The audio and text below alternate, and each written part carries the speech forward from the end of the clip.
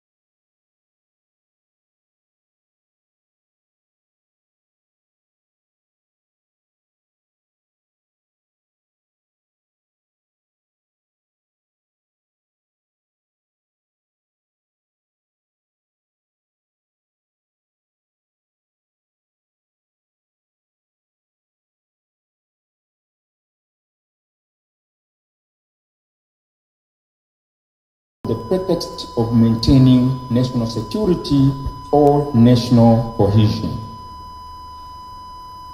According to data,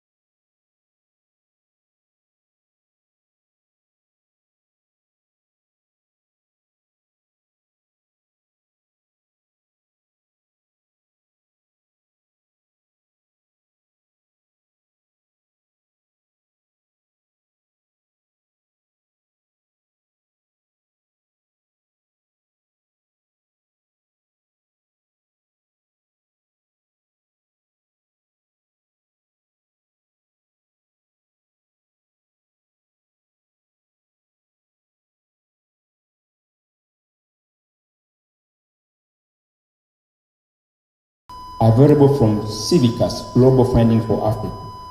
Civicus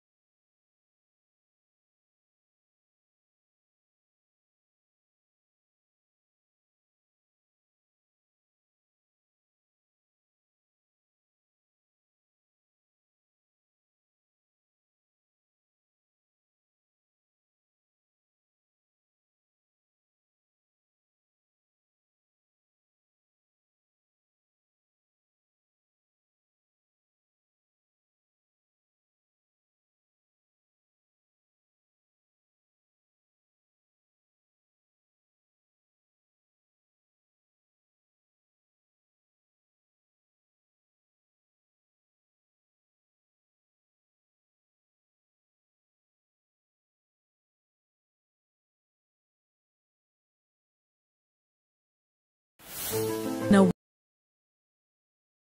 Reminder, if you start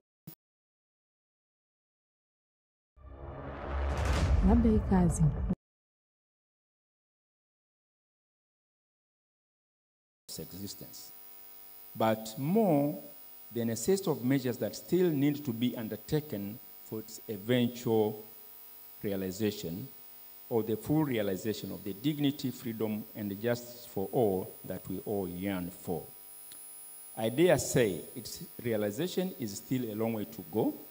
Since we cannot achieve its full realization, it remains our duty now and for the future generation to continue the fight to ensure that it is realized, as has been the case since it was adopted. This brings to the end my remarks, and I want to thank you again for your attention. Thank you very much. Asante sana, wakili msomi, wakili Nyanduga. Asante, nitaomba nifanye ufasiri kwa sababu kitu kilichowasilishwa hapa kilikuwa ni cha muhimu sana. Nadhani leo ninarudia kuclaim. Nakumbuka mwalimu wangu wa historia alisema niko vizuri kuclaim, sasa hii ni test kama niliweza. Kwa kifupi, mwasilishaji aliyepita alianza kusema kwamba maadhimisho ya miaka 75 ya tamko la haki za binadamu ni kitu ambacho kilitakiwa kusherekewa, lakini katika baadhi ya nchi duniani maadhimisho hayo yanasherekewa huku kukiwa na majonzi kwa sababu hawako salama.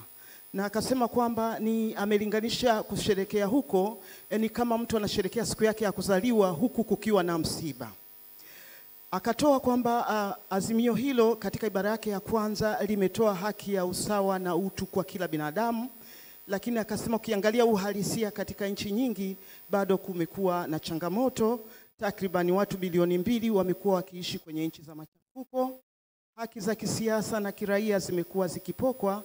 Akatoa katika ukanda wa bara kusini mwa Afrika, mwa Sahara Afrika, ambako katika nchi 50, nchi 45 bado zimekuwa zikiminya haki za kiraia na kisiasa, na amesema kwamba hali hiyo ya haki za binadamu imegubikwa na waandishi wa habari kutekwa, kupigwa, kutiwa ndani, watetezi wa haki za binadamu vile vile, lakini vile vile akasema imekuwa ni dhambi kuitwa mwanaharakati, kwa sababu kuitwa mwanaharakati ni neno hasi, ni namna hasi ya kujaribu kukuelezea mtu. Kwa hiyo haki za kisiasa pia imekuwa ni changamoto katika nchi 45 kati ya 50, lakini vile vile akatoa mfano wa shangazi ambaye ni wakili maarufu ambaye alikuwa akihojiwa juzi na chombo cha habari cha kimataifa, ambapo aliulizwa kwa nini ameacha kuwa wakili na kuwa mwanaharakati. Akasema alisoma tafsiri ya wanaharakati na akagundua kwamba ni kitu chema, kwamba ni mtu anayetetea kitu ambacho ana mapenzi nacho ya dhati, na akasema kwa mantiki hiyo babu yake mzee Karume alikuwa mwanaharakati. Amesema vile machafuko hayo yamesababisha wakimbizi takriban milioni 89 kwa takwimu zilizokuwepo za mwaka 2021, na akasema mara nyingi yakitokea mauaji ya kimbali tumekuwa tukisema kwamba hayatatokea tena, lakini kwa bahati mbaya bado kuna machafuko. Akataja nchi kama Kongo, Ukraine, na akasononeshwa sana na kinachoendelea ukanda wa Gaza, kwamba wananchi wa Palestina wamenyimwa fursa ya kuwa huru, kwamba wakati akilaani Hamas kwa mauaji, kwa kila mashambulio waliofanya Israeli, lakini vile vile analaani kinachoendelea sasa, mauaji ya watoto na watu wasio na hatia, kuvamiwa, kuzuiwa huduma za kijamii, uvamizi au kushambulia kwenye maeneo ya hospitali, watu wa misaada wanaotoa kwa mfano Umoja wa Mataifa pia wanashambuliwa. Akasema kwa kweli wakati tukiadhimisha miaka 75 bado anakiri kwamba azimio hili lilituendelee, akitoa hata mifano ya kwetu nyumbani ikiwemo jambo la Loliondo. Kwa kifupi, hayo ndio mawasilisho aliyofanya. Asanteni kwa kunisikiliza. Asante sana. Sasa naomba nimkaribishe wakili Imelda Lulu Rio, atakwenda kuleta wanajopo mahala hapa. Asante sana.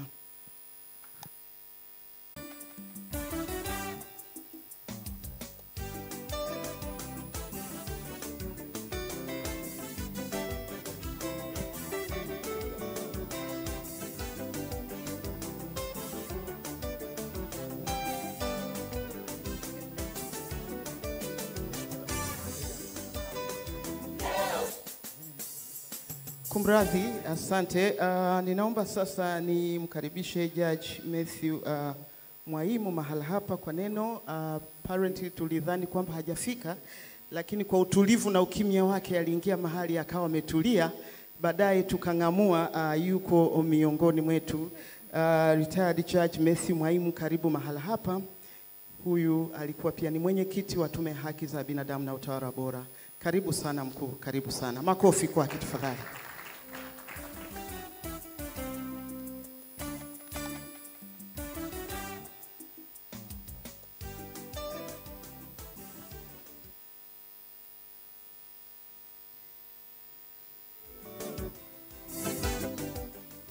Sorry, nidhani bado siko zile nyingi.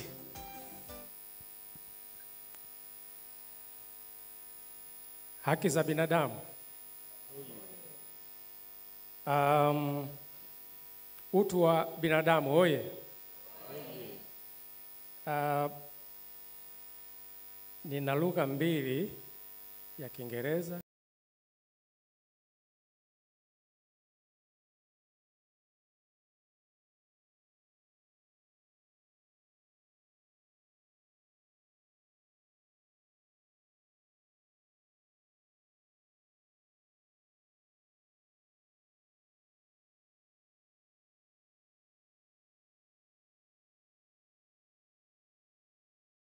Tuna lugha ya Kiswahili ambayo kwa sasa inatambulika kama lugha ya Afrika ya Umoja wa Afrika, ni lugha ya SADC na vile vile ni lugha ya Afrika Mashariki. Na wadau wengi walioko hapa najua mnaongea Kiswahili. Kwa hiyo ningependa kuzungumza haya machache kwa Kiswahili. Mheshimiwa Marcela Apovo, mgeni rasmi, dada yangu Ana Henga, mkurugenzi wa Kituo cha Sheria na Haki za Binadamu, Mheshimiwa Balozi, kaka yangu Tom Nyanduga, mwenyekiti ambaye nimempokea ofisi katika Tume ya Haki za Binadamu na Utawala Bora, lakini kuna dada yangu Kagaruki ambaye na yuko meza kuu. Ndugu zangu wote mnaoshiriki katika hadhara hii, kama wapo mabalozi na watumishi wa serikali na wadau wote wa haki za binadamu. Leo tunafanya, nimejaribu kuangalia kila mahali lakini sikuona kama hili, sijui ni kongamano au ni warsha au ni mkutano. Maana nimejaribu kutafuta hilo neno kila mahali lakini kwenye maandiko haya sikulipata. Kwa hiyo mimi nachukulia tu kwamba mkusanyiko huu una lengo la kujadili masuala yanayohusu maadhimisho ya miaka 75 ya tamko la haki za binadamu. Siku mbili zijazo, nadhani tarehe 10 itafikia kilele. Ni siku ambayo kila mwaka tunasherehekea tamko hili. Lakini kwa mwaka huu ni rasmi kwa sababu tamko hilo limefikisha miaka 75. Nimeona ratiba ambayo inaonyesha kwamba kutakuwa na mjadala ambao lengo lake ni kujaribu kutathmini nzuri ambayo yamefanyika, kuweza kuthamini utu wa binadamu, lakini vile vile kuona changamoto ambazo zimekuwepo katika kipindi chote na ambazo zipo kwa sasa. Mimi ningependa kwanza kutoa salamu za Tume ya Haki za Binadamu na Utawala Bora. Kwa huu tunashukuru sana kwa sababu na sisi ni sehemu ya wadau. Lakini nikasema wakati mwingine wanasema charity begins at home. Kaka yangu Nyanduga amezungumzia sana masuala ya ndugu zetu wa Palestina, lakini mimi ningependa kuzungumzia tukio lililotokea ili kuwaenzi ndugu zetu wale waliofariki na wale ambao walipata maumivu, kwa sababu na wenyewe walistahili haki ya kuishi, lakini kwa bahati mbaya limetokea jambo ambalo limekuwa nje ya uwezo ya mikono ya binadamu.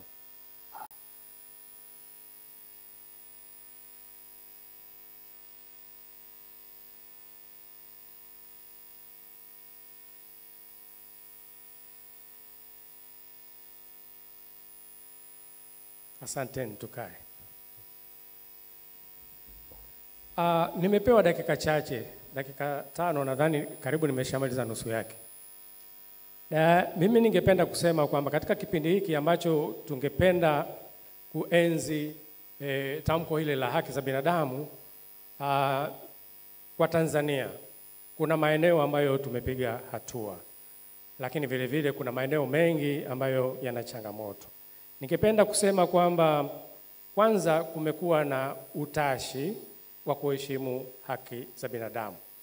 Japo ninapozungumzia utashi huu unategemea kutoka hatua moja hadi nyingine. Kuna vipindi tumekuwa na utashi mkubwa katika nchi yetu wa kuzienzi haki za binadamu, lakini kuna kipindi tumelegalega, lakini kwa sasa naamini kwamba bado tunakwenda vizuri. Jambo ambalo ningependa kusema machache tu kwa sababu najua mtajadili mengi. Kwanza kwa jambo lingine la msingi ambalo tumefanikiwa ni kuwepo kwa haki za binadamu katika katiba ya nchi. La pili ni kuwepo kwa sheria zinazoweka utaratibu wa namna waathirika wa haki za binadamu kupata nafuu au remedy. Lakini vile vile swala la serikali kuridhia mikataba mbalimbali ya kimataifa na kikanda, na hili nafikiri ni eneo ambalo tumepiga hatua. Lakini vile vile kuwepo utaratibu unaoruhusu azaki za utetezi wa haki za binadamu kufanya kazi hapa nchini. Nafikiri hii pia ni hatua ukilinganisha na sehemu nyingi duniani. Hayo kwa uchache, najua yatajadiliwa mengi, yako mengi sana ambayo yamefanikiwa. Lakini tunazo pia changamoto. Changamoto kubwa katika kipindi chote hiki ambazo unaweza kuzisema ni kuhusu kupungua kwa tunaita civic space. Civic space kwa kipindi kirefu na katika vipindi tofauti tofauti ama imekuwa inapanda au imekuwa inashuka. Imekuwa kama homa ambayo inapanda wakati mwingine inashuka. Sasa ukiangalia kwa kipindi hiki cha sasa utaona kwamba angalau kuna unafuu na kama kuna muendelezo fulani. Lakini bado changamoto hizi zipo na zitaendelea kuwepo, isipokuwa nadhani zinaweza kupungua kwa sababu hata nchi zilizoendelea changamoto hizi bado zipo. Sasa mimi ninachosema kama ujumbe kwamba sisi sote bado tuna safari ndefu, na sisi kama wadau wa haki za binadamu jukumu letu kubwa ni kuhakikisha kwamba wote tunashirikiana. Ukiondoa serikali ambayo yenyewe ndio mtetezi mkuu wa haki za binadamu, japo pia yenyewe ndio inayosemwa kuvunja haki za binadamu, na sisi wadau wengine tuendelee kutekeleza jukumu letu la kupigania haki hizi ili wananchi wetu na sisi wenyewe tuendelee kuzifurahia kama ambavyo ziko katika mikataba katika katiba yetu ya nchi, lakini vile vile katika mikataba ya kimataifa na ya kikanda. Ninapenda kutoa rai kwamba hili tusimwachie mtu mmoja, na nafikiri tutaweza kuendelea na kusonga mbele zaidi kama tutakuwa na utaratibu wa mara kwa mara wa kukaa kwa pamoja kama hivi, tukazungumza, angalia yale ambayo tumefanya vizuri, lakini tukaendelea kuangalia zile changamoto na kutafutia ufumbuzi ili tuendelee kuishi katika nchi ambayo tunazingatia haki za binadamu. Ni msemo ambao wa kawaida unasemwa kwamba kama hakuna haki za binadamu basi vile vile uwepo wa maendeleo unakuwa ni mgumu sana. Haki za binadamu zinapozingatiwa basi na mambo mengi ambayo yanapaswa kufanyika yanaweza kufanyika kwa urahisi, na wananchi wote watakuwa wakifanya shughuli zao wakiwa na amani na kufurahia haki zao. Ningependa kuzungumza hayo machache na washukuru sana kwa kunisikiliza.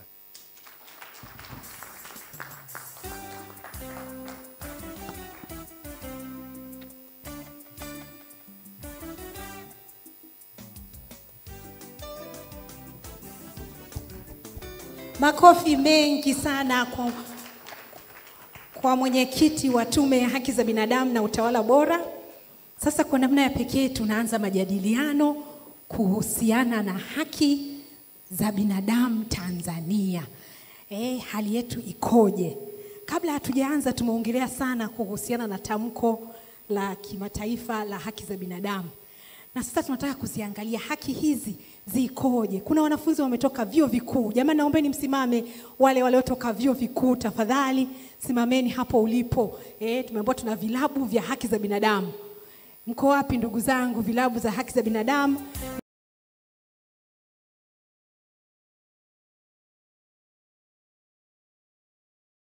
Naomba msimame, naomba wapewe maiki wataje hizi haki ni zipi hizi, maana zimeongelewa kweli kweli leo.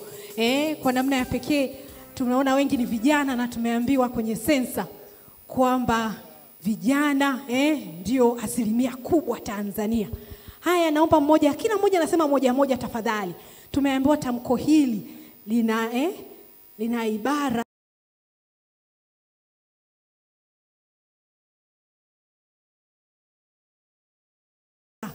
thelathini. Kwa hiyo kila mmoja akisema moja wengine watajazia. Haya, karibu ndugu uliopewa maiki wa kwanza. Haki gani zimeainishwa kwenye tamko hili?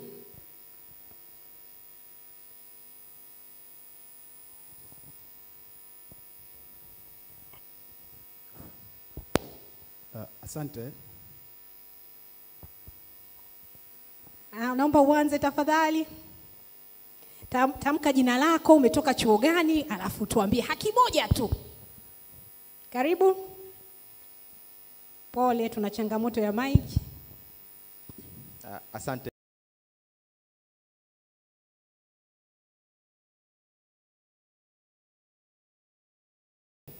Kwa majina naitwa Samuel Alfred, ni mwanafunzi wa mwaka wa 4 sheria chuo kikuu cha Dar es Salaam. Pia ni katibu mkuu asasi ya haki za binadamu chuo kikuu cha Dar es Salaam. Tamko la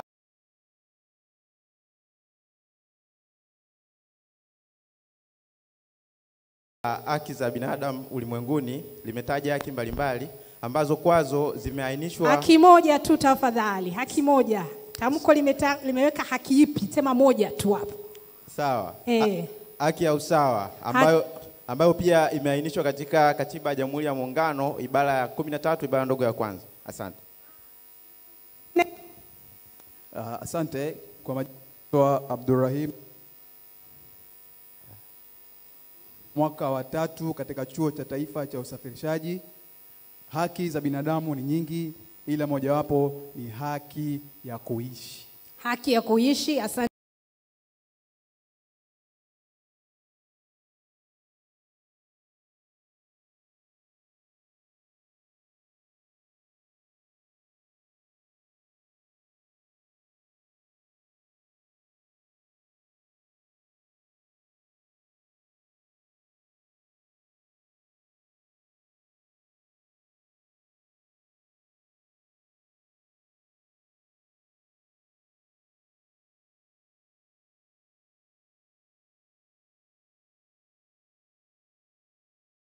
Sana, anayefuata tafadhali. Asante. Kwa majina naitwa Tatu katika chuo cha usimamizi wa biashara. Haki mojawapo ya binadamu ni haki ya kuwa na mali au kumiliki mali. Haki ya kumiliki mali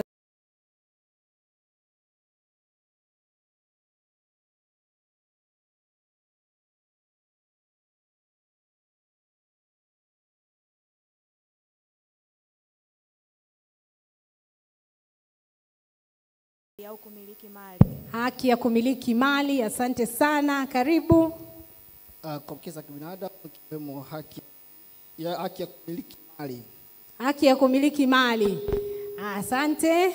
Kwa majina, karibu. Kwa majina naitwa Hassan Saidi Mkomboyage, ni mwenyekiti wa asasi ya haki za binadamu.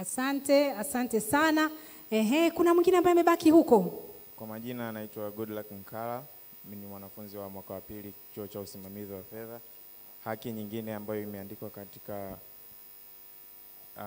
human rights ni haki ya privacy, kuwa na muhimu. Karibu. Kwa jina naitwa Alpoto George Saninga, ni rais wa asasi ya haki za binadamu Chuo Kikuu cha Dar es Salaam. Pia ni mwanafunzi wa mwaka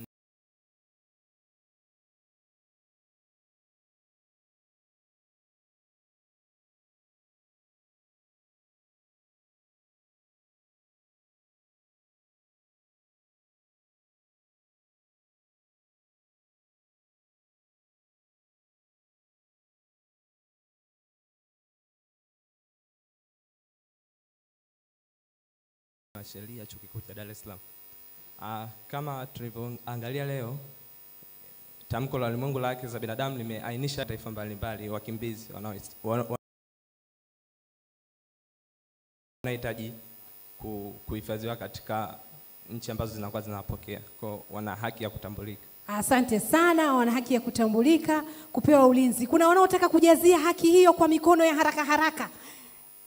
Kuna mtu anaona kuna haki muhimu anayoijatajwa hapo? Hamna, wote mmekubali. Hizo zimefika 30? Bado kuna vijana gani huko karibu ndugu?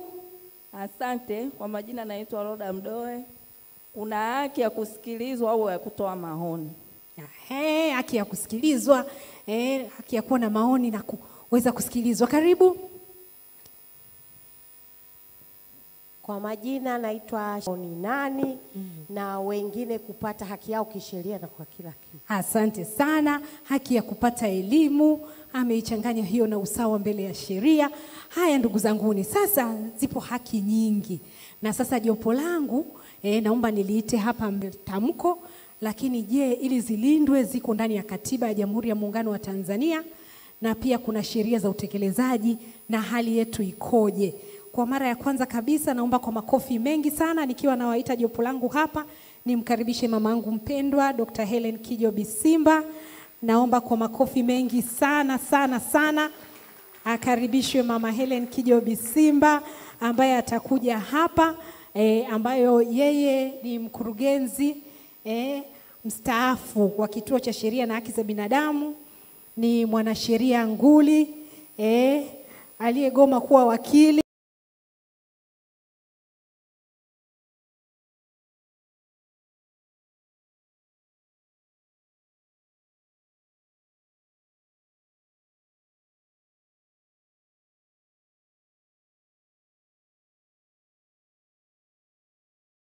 Binadamu walikuwa hawajui ile shirika, wanajua tu ni la mama Bisimba. Karibu sana mamangu. Mamangu amepata elimu kubwa tu nyingi, ikiwemo ya uzamivu kwenye masuala ya haki za watoto. Karibu sana mama Bisimba ambaye atakuwa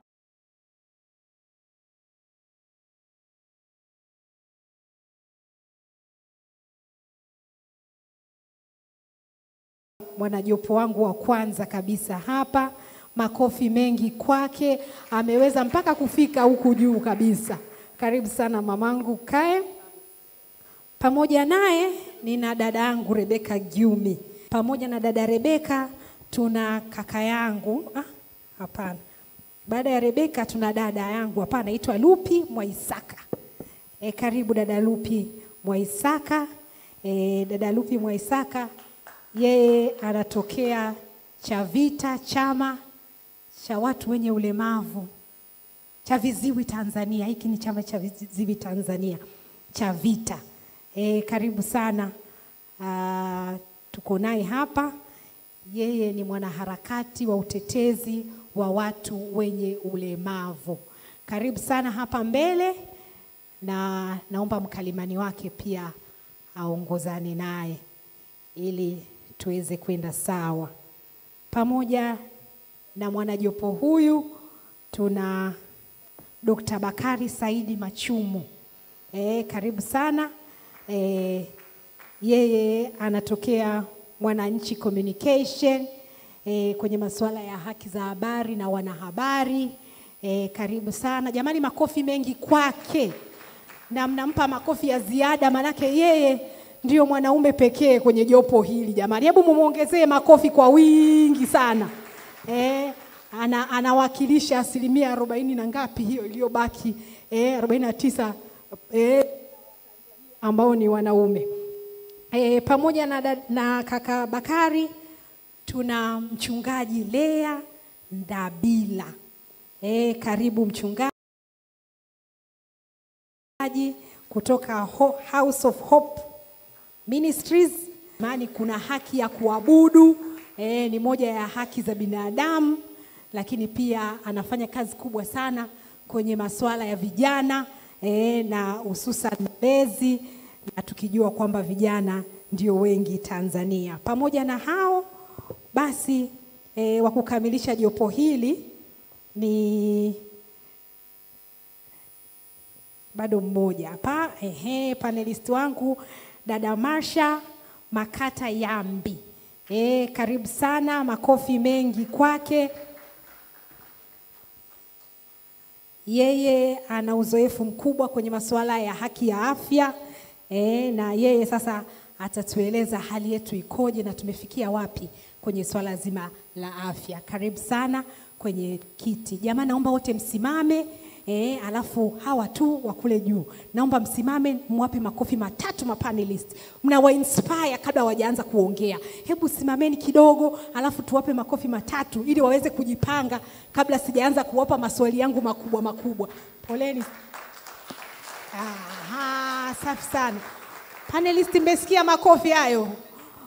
Safi sana. Haya, sasa naomba tukae. Sasa tutaanza moja kwa moja na maswali machache ya wana panelist hapa.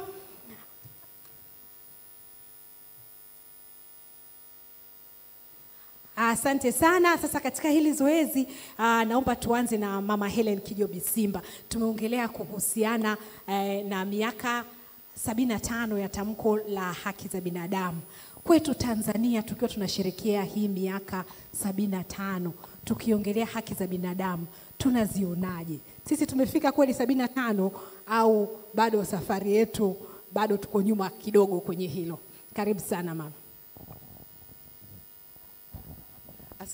Asante sana Lulu. Kwanza nikushukuru pia kwa pamba, nimekuona umenipamba. Na kwa makofi tuliopokea, naomba nijaribu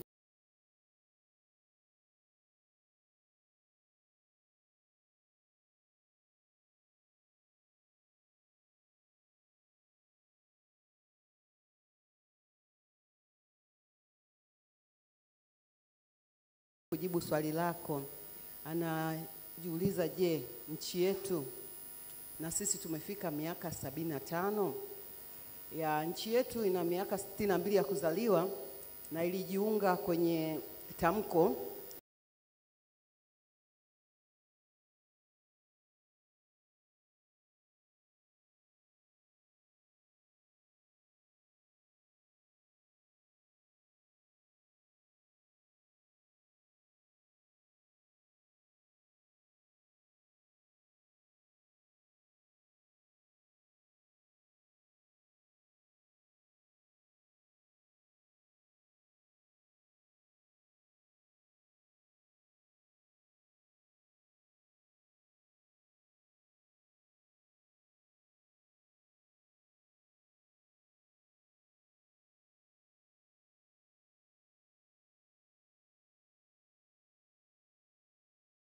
mara tulipopata uhuru.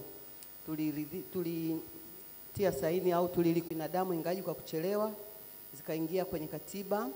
Tulikuwa hatuna mifumo ya uhuru sana ya kidemokrasia kama mfumo wa vyama vingi. Mwaka 92 hilo likafanyika. Tulikuwa pia hatuna chombo maalum cha kuzilinda. Mwaka 50 wa hili tamko, mwaka 98 tuliongea na serikali, tulikuwa ndio hasa tamko letu kusema kwamba tunahitaji kuwa na chombo kama hilo, tume ya haki za binadamu, na tunashukuru baada ya mwaka 98 kusema hivyo, mwaka 2001 tukapata hiyo tume na mwenyekiti wake tumemwona hapa. Na pia tulikuwa na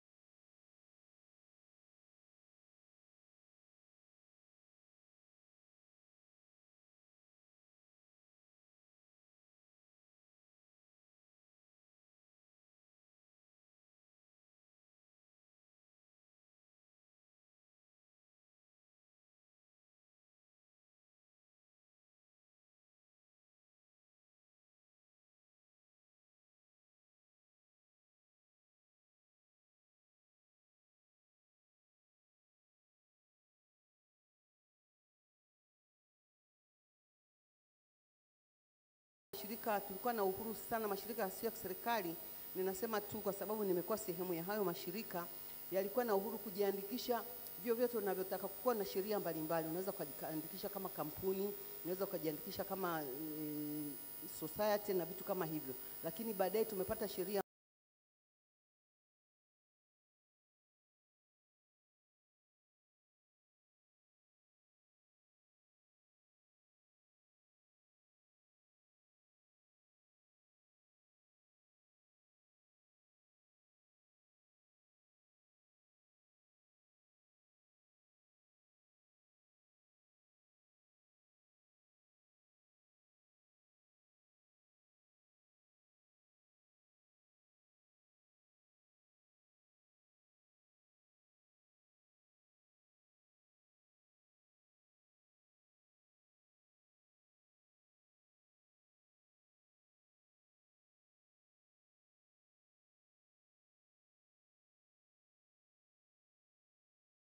sauti yameshindwa kujitetea sana, na katika kushindwa kujitetea imebidi sasa yakubaliane yaende hivyo.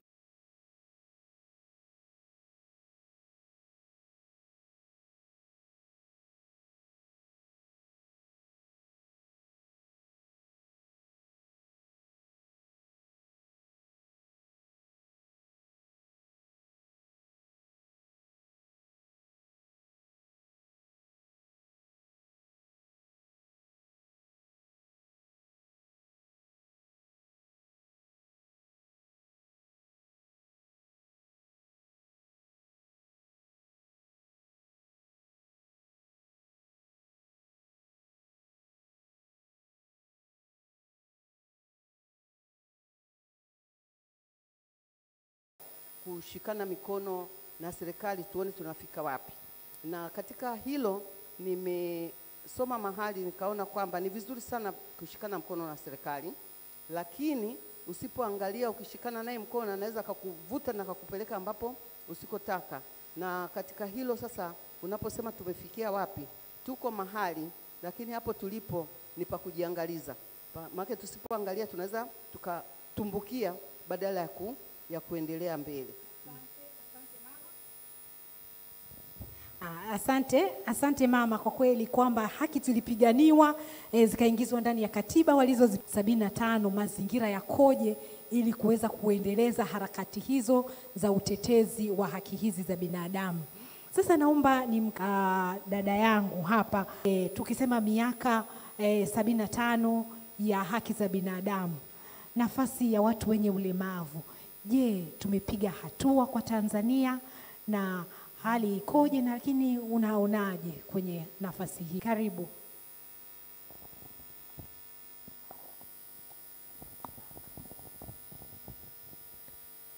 Asante. Naomba mnivumilie changamoto ya mawasiliano, kuna wakati naweza nikaa napitiliza hivi, kwa mtakuwa mnani control. Asante kwa swali zuri. Kwa kweli tathmini ya miaka 75 ya haki za binadamu hapa Tanzania, naweza nikaongelea kwa upande wa chama cha viziwi Tanzania, lakini pia nikaongelea vyama mbalimbali vya watu wenye ulemavu, kwa maana ya aina mbalimbali za watu wenye ulemavu. Na niseme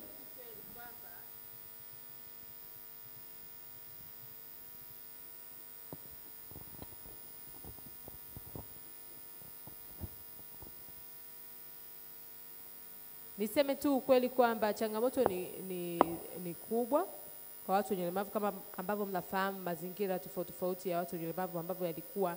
Na tukianzia tu kwenye historia, mnakumbuka tukio ambalo alifanya Hitler, lakini pia tukio ambalo alifanya Idi Amin, kuweza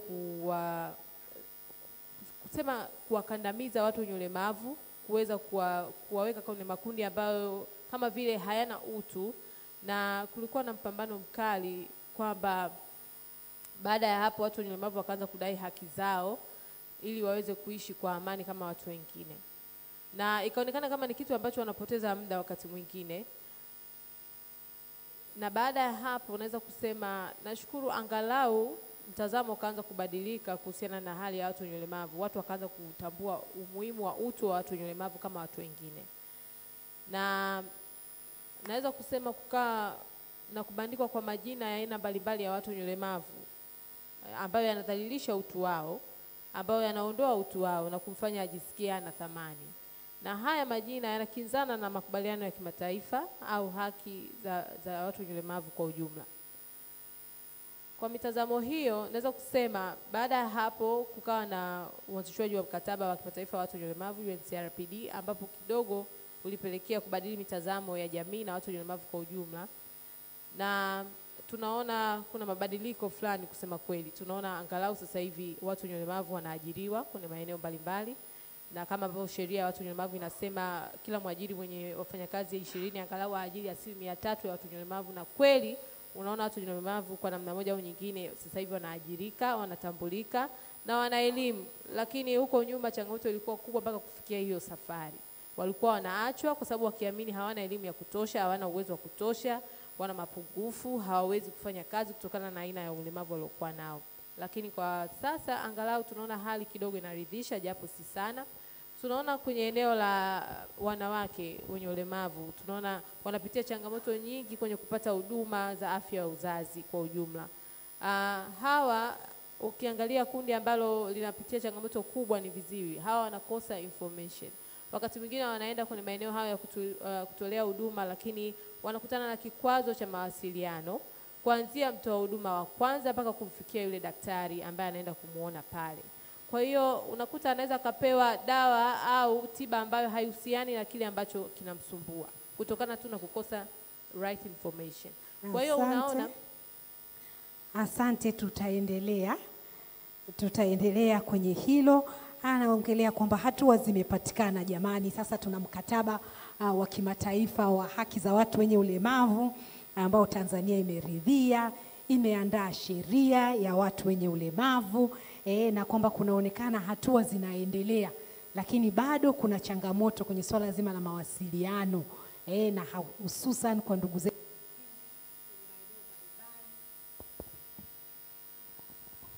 kwenye maeneo mbalimbali. Sasa tukiwa tunaangalia haki za makundi, naomba nimkaribishe dada Rebeka hapa.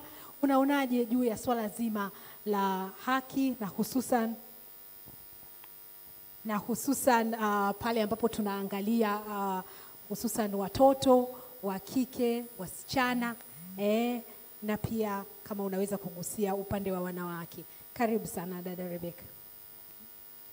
Asante sana, nashukuru hii ya kuwa hapa kuchangia kwenye jopo hili, lakini vile vile tukiwa tunaadhimisha miaka hii 75 ya tangu kuandikwa kwa tamko la ulimwengu la haki za binadamu. Labda niseme tu tunapozungumza kuhusiana na haki za watoto, haki za vijana, lakini ni haki za wasichana, niseme tu tunapoangalia kwa mfano katika inaniangusha microphone inaniangusha sawa, labda nikianza kwa mfano kwa haki za wanawake Tanzania. Tunafahamu wanawake wamekuwa wana mavuguvugu ya kuangalia namna ambavyo haki zao zinaweza zikalindwa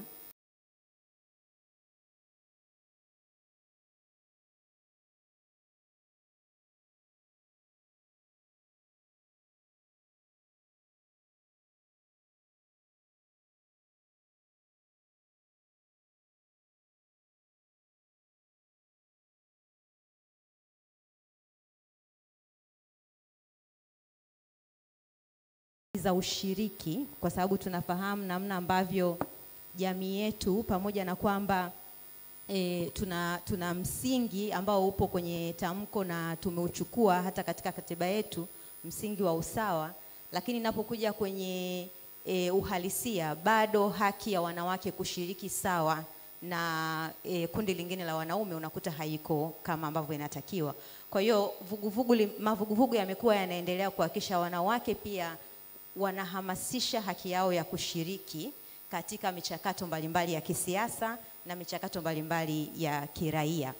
Lakini ukija kwa mfano kwa upande wa watoto, na labda nitafocus zaidi kwenye upande wa watoto wa kike, tunafahamu pia tunapozungumza kuhusu masuala ya watoto wa kike, hatuwezi kuacha kuzungumza kuhusu masuala ya ubaguzi na haki ya kutobaguliwa. Kwa sababu katika msingi ambao umewekwa wa usawa, ambao ni moja ya msingi katika ibara ile ya kwanza na hata ya pili ya tamko, watoto wa kike bahati mbaya sana katika jamii nyingi, hasa jamii za Kiafrika na ikiwemo nchi yetu ya Tanzania, wamekuwa wanapitia mazingira ambayo yanawabagua kwa sababu tu ya jinsi yao. Kwa hiyo pamoja na kwamba utakuta tuna sheria labda ya mtoto ambayo ilitungwa 2009 ya kuweka haki sawa kwa watoto wote na kuweka umri labda wa watoto, kutambua kwamba watoto ni mtu yote ambaye yuko chini ya umri wa miaka 18, lakini ikija kwenye uhalisia, kwa sababu bado tunazungukwa na tamaduni za jinsia, tuna mila, tuna desturi ambazo zina tutaarifu namna ambavyo watu wanalelewa, yani ile socialization, watoto wa kike bado wamekuwa wanapitia ubaguzi. Ubaguzi katika kufikia fursa za kielimu, ubaguzi katika kupata taarifa sahihi kuhusu miili yao na afya yao, lakini vile vile ubaguzi kuhusu hata umiliki wa miili yao, kwamba wakati gani ninaweza nikaingia kwenye mahusiano na nani, sio swala ambalo wanaliamua. Kwa hiyo pamoja na kwamba kama nchi kwa mfano tumeridhia au tunatambua convention kama za conventions on the rights of the child, na tuna hiyo sheria ya mtoto kwa mfano, lakini bado tuna sheria nyingine nyingi au tuna sheria ambazo zinakinzana na uhalisia huo, ikiwemo sheria ambayo tumekuwa tunaiangalia, sheria ya ndoa. Kwa hiyo niseme tu, hata ukiangalia kwa mfano kwenye haki ya elimu, Tanzania imefikia sasa usawa, naweza nikasema kwenye udahili wa watoto wa kike na wa kiume. Lakini tuna tatizo kubwa linapokuja kwenye swala la retention na transition. Wasichana wengi na hata watoto wa kiume tunaona sasa hivi wanashindwa kuendelea na shule kwa sababu mbalimbali, ikiwemo masuala kama mimba za utotoni, ndoa za utotoni, lakini truants generally ambayo inachangiwa na masuala kama ya umaskini, utoro na vitu kama hivyo. Kwa hiyo kwa maana ya hali naweza nikasema tuko katika hali ambayo tuna instruments, na lakini kuna baadhi ya instruments zinatakiwa kufanyiwa kazi. Tuna positive rhetoric, naomba niite hivyo, yani tuna rhetoric ambayo ni positive, lakini when it comes to utekelezaji bado tuna changamoto kubwa sana ya walk the talk. Asante sana. Hali ya kutokubaguliwa, tukiangalia hiyo haki ya kutokubaguliwa hali ikoje sasa kwenye haya makundi? Naomba nimuulize pia mchungaji Lea, tukiongelea haki za makundi kwenye upande wa vijana unaonaje?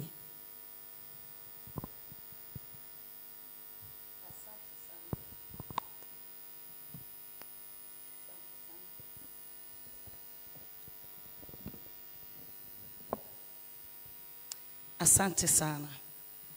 Kwanza kabisa mimi nipende kumshukuru Mungu kwa ajili ya taifa letu la Tanzania nzuri, kwa sababu tunao uhuru wa kuabudu.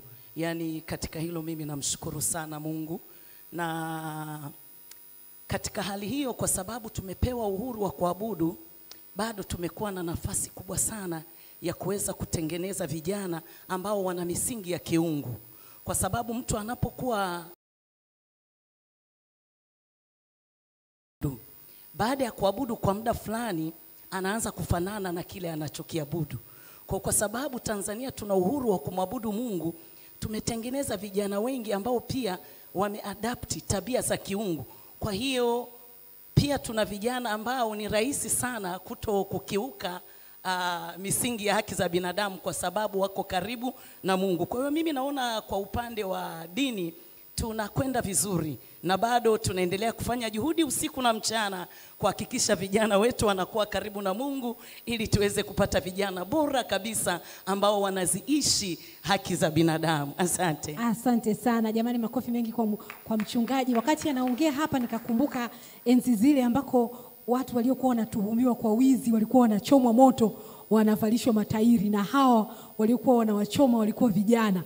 Kwa hiyo wakiwa wanaakisi hizi amri za Mungu, pia wanalinda haki za binadamu kwa kwamba wana haki ya watu kuishi, kwa hawavunji haki ya watu kumiliki mali kwa kuchukua mali za watu wengine na vitu kama hivyo.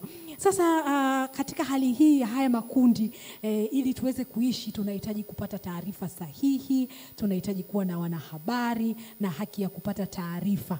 Sasa ndugu yetu Bakari, tumepigaje hatua huko ili tuweze kuwa imara zaidi? Karibu. Asante Dalu, na nianze kwa kusema kwamba umeniombea mema, naomba niwapokee, lakini hayajafika. Ulinitambulisha kwamba naitwa dokta. Basi iwe. Nafikiri kwa kiasi kikubwa tumesikia watangulizi wangu walichokisema, umuhimu wa watu kupata uelewa wa haki zenyewe. Sasa umeniuliza haki ya kupata taarifa. Kwa kimsingi ni kama unasema tunataka kujua nafasi ya vyombo vya habari ni nini. Nafasi ya vyombo vya habari kwa kiasi kikubwa ni kwamba tunatutegemea tuwe ni watu wa kuelimisha, kuburudisha na kutoa taarifa, kuhabarisha. Sasa katika kufanya kazi hizo, ukiangalia kwenye historia ya nchi yetu, amegusia mama Kejo Bisimba pale kwamba mpaka mwaka 1980 kitu hapo, kabla hatujatoka kwenye mfumo wa uchumi hodhi kwenda kwenye uchumi huru, kiasi kikubwa vyombo vya habari vilikuwa ni vya chama na serikali. Lakini baada ya pale sasa ikatokea hiyo liberalization ambayo iliruhusu ujio wa vyombo vya habari vya binafsi pia, na hapo kukawa na vyombo vya habari vingi. Na sasa hivi tunazungumza tuko kwenye dunia ya utandawazi. Kwa hiyo vyombo vya habari vina nafasi yake, lakini mwananchi mmoja mmoja, tuna citizen journalism nao wamekuwa wengi wanahabarisha. Sasa swali ni kwa kiasi gani vyombo vya habari vinasaidia utetezi na usimamizi wa haki za binadamu. Ukiangalia kwa kiasi kikubwa, yes, tunatoa taarifa, lakini je, sisi kama wanahabari tunaelewa kwanza haki za binadamu ni nini? Nini kinafanya ujue hii ni haki ya binadamu? Na sisi tunaohabarisha kwa kiasi gani tunauelewa wa hizo haki za binadamu? Ni wajibu wa nani kuelimisha wanahabari kuhusu haki za binadamu? Na tukishaelimika sasa, inamaanisha nini kwa jamii?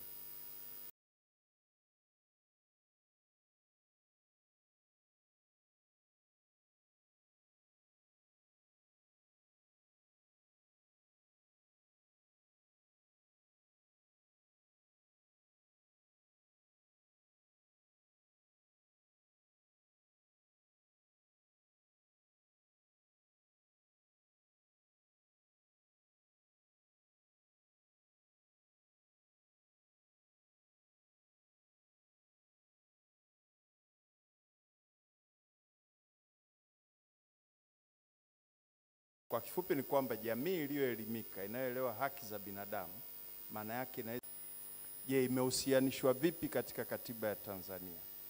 Inahusiana vipi na katika azimio la lililokuwa likizungumzwa na Mzee Nyanduga? Na kwa kiasi gani inaendana na maendeleo endelevu? Kwa unapozungumzia chakula kwa mfano, ni SDG number 2 ambayo inazungumzia end poverty, zero poverty. Sasa kama unazungumzia kumaliza njaa, kuleta chakula ambacho ni kizuri chenye lishe, je, vyombo vya habari vinaporipoti vinahusianisha na hivyo? Kwa nafikiri nafasi ya vyombo vya habari sasa inatakiwa ni ile ya kwamba kuanza kuunganisha, kuoanisha mambo, kucontextualize, kuleta ile unaita nini, tafakuri ya kuona hiki ndio kipo, tutakiripoti, lakini kinahusiana vipi na jinsi ambavyo kinavunjwa au kinasaidia kukuza haki za binadamu. Asante sana wajibu wa vyombo vya habari huko tunakoenda miaka 75 ijayo. Sasa naomba nimkaribishe dada Mashi. Wakati tunaongelea haki za binadamu, tumeongelea nafasi ya vyombo vya habari na nafasi za watu mbalimbali. Hali ikoje kwenye tukiongelea haki za binadamu na masuala ya biashara? Karibu. Asante sana. Nashukuru sana na ninasema kwamba haki za binadamu ni kwa wote. Lakini leo nitaongea zaidi kwenye upande wa biashara. Na naomba mniruhusu niweke lugha zote ili tuende vema. Nina wakuu wangu wengi hapa na nitaomba mniruhusu iwe hivyo. Basically, the evolution of business and human rights, it has been intertwined within the concept of corporate social responsibility. And if you need to understand, it always has been an issue that has developed from corporate social responsibility, and now we say it has to go to the level of creating shared value. And how does this mean to me and you? It means that when we look into the way it has evolved, ni miaka ya nyuma sana, even kabla ya hii declaration tunayo celebrate leo, kwamba tumefika mahali, kwamba there has been a movement towards ensuring that the philanthropists and those who were doing business by then ensure that they had a mandate to uphold human rights. Lakini tulifika miaka ya like 1970s and 80s, whereby social responsibility and ethical were concerned by those who were like the multinationals, who were doing things that were not right. Lakini hawa waliwekwa katika, tuseme kwenye corner. They were cornered to ensure kwamba wanafika mahali wana uphold social responsibility.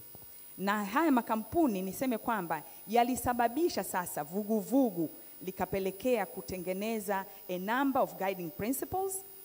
Lakini vile vile niseme kwamba of late na sasa hivi tunaongelea kama Chumu alivyoongea kuhusiana na SDGs, tunafika kwamba pale wakati tumeongelea guiding principles zile zilisababisha sasa kuweka framework kwamba government ina wajibu upi, corporates zina wajibu upi, lakini vile vile kuhakikisha kwamba wewe na mimi hatushiriki katika yale maeneo ambayo yanavunja haki za binadamu. Kikubwa zaidi naweza nikasema mwaka 1999 huko Davos.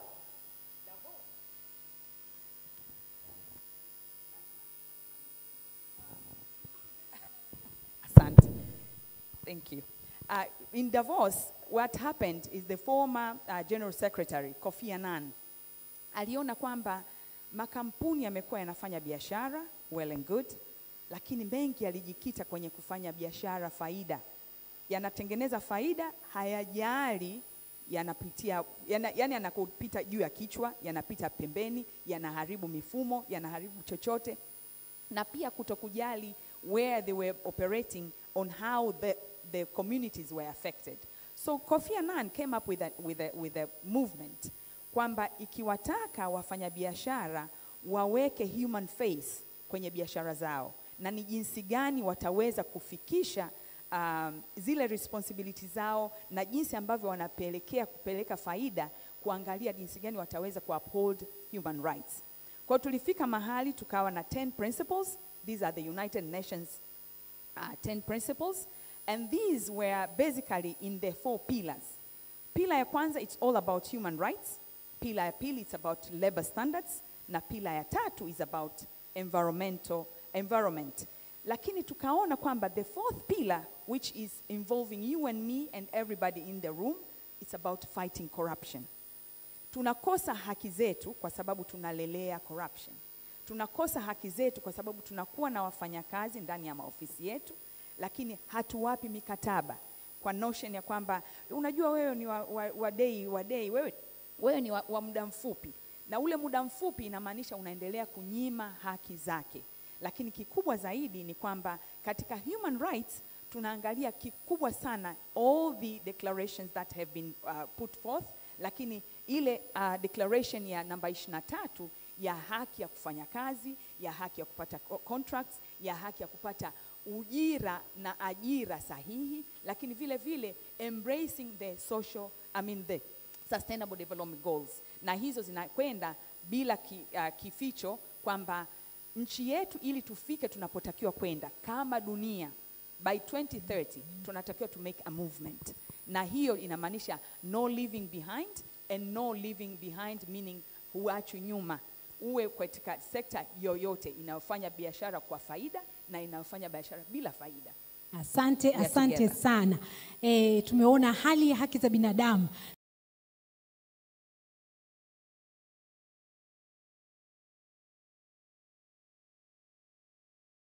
haki za binadamu kwamba serikali ina wajibu wa kufanya na kutokufanya. Lakini sasa tumeanza kufikiria pia, tumeenda mbali kwa miaka 75, pia sasa tunaangalia nafasi kwa mfano za makampuni na namna makampuni yana wajibu wa kulinda haki za binadamu, kwa sababu nyingine zimeainishwa ikiwemo haki ya kufanya kazi, mazingira mazuri ya kufanyia kazi na ujira ulio sahihi ambao unaendana sambamba kabisa na haki za binadamu, lakini pia wajibu wa makampuni kutenda au kutokutenda. Kwa hiyo hii imeonyesha kwamba hatua zimepigwa, lakini bado tumeonekana kuna changamoto ya hapa na pale. Sasa naomba nirudi kwa jopo langu ambalo kila mmoja atapewa dakika 2. Useme tu kwa nafasi yako kwamba miaka 75 ya tamko la kimataifa la haki za binadamu ambayo kwetu Tanzania ni miaka 39 tu, lakini pia ni miaka 29 kwa sababu ilivyowekwa tu bado haikutekelezwa mpaka ndani ya miaka 10 ndo tukaanza kutekeleza tamko hili kama lilivyoainishwa. Ni mambo gani ambayo unaona tukitoka hapa tunatakiwa kuungana mkono kuweza kuhakikisha haki hizi zinalindwa na kukua zaidi miaka 75 ijayo? Kwa hiyo naomba kila mmoja aanze kufikiria nini tunatakiwa kufanya na nini kinatakiwa kibadilike kwa dakika 2 sasa, ili tutoke hapa na maazimio mazuri tu ya kwamba hali iko hivi na tunarekebisha wapi. Kwa hiyo kwa kuanzia naomba nianze na Mama Helen kama nilivyoanza na maswali yangu. Kila mtu anapewa dakika 2. Kwa bahati mbaya muda sio rafiki. Karibu. Asante. Ya dakika 2 nategemea nani vipi. Mimi ninapenda niongelee kama Azaki, kwa sababu Azaki zina nafasi kubwa sana ya kusimama na kulinda haki za binadamu, na pia Azaki zinaweza kuisaidia na kuisogeza serikali kuhakikisha tunapata haki zetu. Kwa muda ambao tuko sasa hivi, ningetamani sana Azaki au mashirika yasiyo ya kiserikali waweze kwanza kujitafsiri. Sijui tunasemaje kwa Kiingereza, ndio mnasema to redefine, ya tujitafsiri.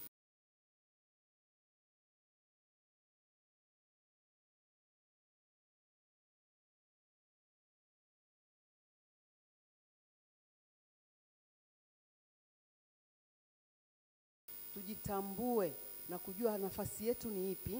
Ile nafasi tujielewe na sisi ili tuweze kuifanya ile kazi vizuri, kwa sababu kama hujielewi kufanya kazi unayotakiwa kuifanya itakuwa ni ngumu. Lakini kazi kubwa sana, hatutakiwi kuongelea watu, kuwasaidia watu kutetea haki zao. Tunatakiwa kuwasaidia watu wajue haki zao, na watu wakizijua haki zao kwa hakika watazitetea. Ninafurahi sana nikikumbuka wakati kule kwa Wahadzabe ya Eda chini, kuna mtu alikuwa anatakiwa kwenda pale kupewa ile eneo awe mwindaji, wakati wale wenyewe ni wawindaji. Wale walikuwa wamepata elimu ya kujua haki yao, na wao walisimama wao kutetea ile haki. Nakumbuka tume ya haki za binadamu ilienda pale kuwashawishi kwamba wajitahidi kukubali watajengewa shule, wakasema hatuna shida ya shule, sasa hivi tunachotaka ni hii ardhi yetu. Na wakaweza kufanya yule aliyekuwa aje pale ashindwe kuja kwa sababu walisimama wenyewe. Kwa hiyo sisi kama Azaki tuwasaidie watu kujua, kwa sababu wakijua watazitetea haki zao na si vinginevyo. Lakini pia tuna kazi kubwa sana ya kuhakikisha hii regulations zinazotushikilia, sheria yetu ile iweze kubadilishwa, tuwe na uhuru wa kufanya kazi vizuri na tukifanya kazi vizuri, kwa kweli mambo yanakuwa mazuri, haki zitakuwa nzuri, kwa sababu tunasaidia pia serikali sana kwenye utunzaji wa sheria nzuri zinazowasaidia watu hata wanapoenda huko kwenye mikutano ya kimataifa kutoa taarifa zile za haki za binadamu, unakuta zinakuwa taarifa zetu ni nzuri, mifumo kama ya UPR itakuwa ni mizuri na vitu vingi kweli zitakwenda vizuri. Kwa hiyo mimi nadhani tusikubali kurudia, amezungumza hapa ndugu yangu Tom kwamba tunasema never never again alafu vinarudia.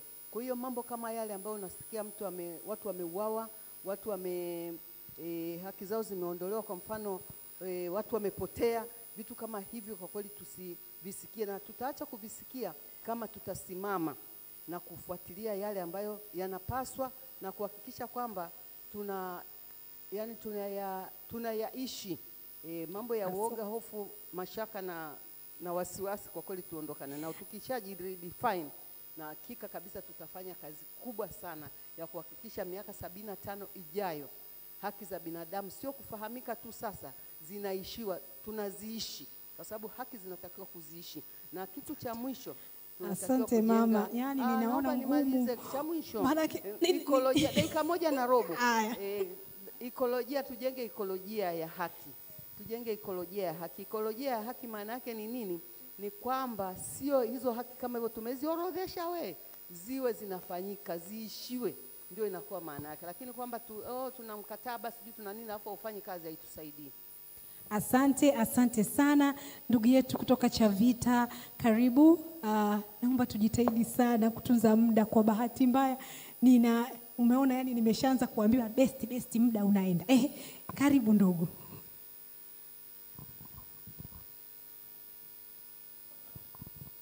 Asante, mimi nitajitahidi kutunza muda.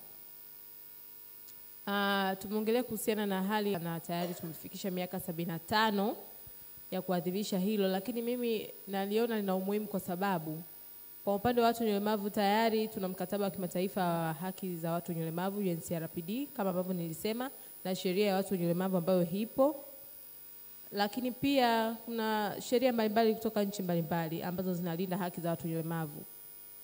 Na hii lengo ni kuondoa ukandamizaji na unyanyasaji wa watu wenye ulemavu, kwa maana ndo kundi ambalo lilikuwa linanyanyaswa zaidi na kupitia vikwazo vingi vya ufikivu. Kwa hiyo mimi naona la muhimu ni kufanya kazi kwa kushirikiana na mashirika mbalimbali, wadau mbalimbali, hususan wadau wa kisheria kama nyinyi, ili tuweze kudai haki zetu kwa uhalisia na kuondoa huu mkandamizo ambao upo, na ili tuweze kufikia hasma ambayo tunahitaji kufanya kazi kwa ushirikiano na wadau mbalimbali. Mimi nashukuru sana Kituo cha Haki za Binadamu. Kimekuwa kikumbuka sisi, kwa wengine hawaoni umuhimu huo, lakini wao wamekuwa kishirikiana na taasisi mbalimbali na kukumbuka kujumuisha makundi ya watu wenye ulemavu ili kuweza ambayo yanawajibika kulinda haki za binadamu vivyo hivyo na kutetea haki zao kwa ujumla. Na pia kitu kingine ambacho nafikiria tuweze kushirikiana na viongozi wa dini, kwa sababu hawa wanahudumia kundi kubwa la Watanzania, kundi kubwa la watu. Hawa wakipenyeza injili ya kwamba watu wanapaswa kuishi kwa kuzingatia misingi ya kiungu kama ambavyo ameongea mchungaji, kuna nafuu kubwa ambayo inaweza kujitokeza haya matukio ambayo yanavunja sheria za haki za binadamu kupungua, kwa sababu watu watakuwa na hofu ya Mungu, na kama watakuwa wakifanya hivyo itakuwa inarahisisha. Lakini wakati wakifanya hivyo kuna umuhimu wa kuhusisha wakalimani wa lugha ya alama kwenye hayo mahubiri, ili hata jamii nyingine iweze kujifunza na kujua masuala ya kimungu, tuweze kuondoa hizi changamoto ambazo zipo. Asante pia na wazazi wa watoto wenye ulemavu. Naomba tusimame kwa sasa ndugu zanguni. Kwa bahati mbaya muda sio rafiki, na ndio maana nilikuwa naomba sana kwamba wanajopo muongee tu kwa dakika 2, maana wengine watakosa fursa ya kuongea. Si unaona nimeshasimamiwa hapa Hali si shwari jamani. Sasa kwa sababu hali si shwari, naomba wapewe waliobaki dakika 1. Tafadhalini wasiondoke kabla hawajasema. Kwa hiyo naomba dakika 1 tu useme nini kifanyike basi. Kwa bahati mbaya mnaona tumesimamiwa, muda sio rafiki. Karibu sana pastor.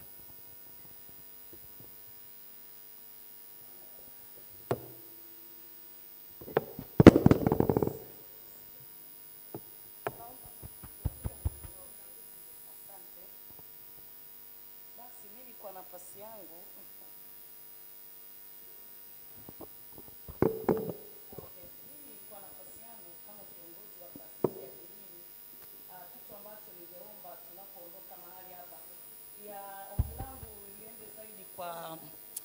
kwa wazazi kwamba kama tunavyotilia mkazo vijana wetu kwa masuala mazima ya kupata elimu bora, yani kwa ajili ya mambo yanayohusu maendeleo yao.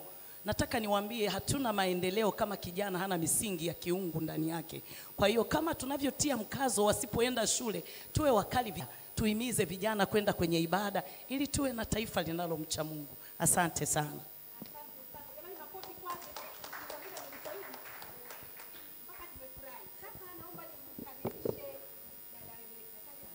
Asante. Mimi nilikuwa napenda kuanza tu kusema statement yangu kwa kwanza na quote ya Wangari Maathai. Wangari aliwahi kusema kwamba human rights are not things that are put on the table for people to enjoy. These are things you fight for and then you protect. Nikumbushe tu kwamba historia imeendelea kutukumbusha kwamba hata haki tunazozifurahia leo zipo kwa sababu kuna watu walijitoa kimasomaso kuzipigania kwenye kanda ya ulimwengu, kuzipigania kwenye kanda ya taifa letu. Hati ya haki za binadamu tunayoiona hata kwenye katiba ilichukua muda kufika pale, ilikuwa pia na shughuli yake. Kwa hiyo niwaambie tu vijana kwamba sisi pia tuna kazi ya kuhakikisha hapa tulipofika tutambue ajenda yetu ya haki za binadamu tunayoisimamia ni ipi, na tuendeleze kuhakikisha kwamba tunalinda haki za binadamu, na pale tunapopata gains tuzilinde, kwa sababu dunia imeendelea kutudhihirishia kwamba usipolinda your gains huwa zina tabia ya kurudi kwenye hali ya mwanzo. Kwa hiyo ni hicho tu ningependa kusema kwa sasa. Asante sana, tunashukuru. Karibu Bakari. Asante. Mimi niseme tu miaka 75 iliyopita ni historia. Tumejifunza nini katika historia hiyo? Ukiangalia majadiliano yetu, na uhakika kwa walio wengi bado hatuelewi haki za binadamu ni zipi, hatuzielewi haki zetu. Kwa hiyo kwanza elimika, uelimishe, na taasisi zingine zisaidie kuona namna gani zinaweza zikaelimisha media, vyombo vya habari ili navyo viweze kuelimisha. Cha pili, tuangalie vyombo vya habari ni daraja la kuleta hiyo elimu. Je, sisi kama wananchi, kama asasi, vyombo vya habari vinapokuwa katika mazingira magumu, nini wajibu wetu? Kwa sababu kwenye katiba yetu inasema kila mtu ana haki ya kupata taarifa. Kwa hiyo vyombo vya habari vinavyokosa nafasi ya kutoa taarifa inamaanisha wewe unakosa haki yako. Kwa una wajibu wa kupigania kwamba vyombo vya habari viwe huru ili na upate taarifa yako. Asante. Asante sana, ukiwa wa mwisho bwana. Well, mimi naomba ni rudi tena kusema let's conduct our businesses responsibly. And let's embrace the 10 principles. You are or you are not part of the Global Compact. This movement, it's welcoming you. Whether you're doing a business for profit or not for profit. Karibu tujiunge pamoja, tuendeshe pamoja. Lakini kikubwa niwaambie kwamba we have seen the report ya SDG ambayo inaonyesha kabisa tuko halfway down the lane, lakini tuna pasenti ndogo sana 15 ya maendeleo ya kuelekea 2030 agenda.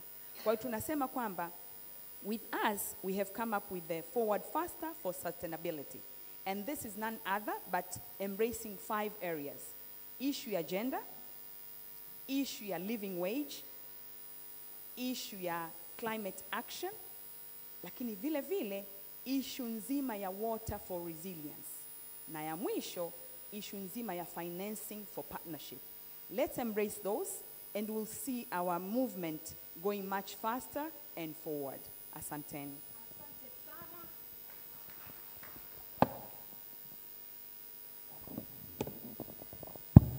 Asante sana, naomba makofi mengi sana kwa panelist wetu ambao wamejitahidi kwa kweli mno.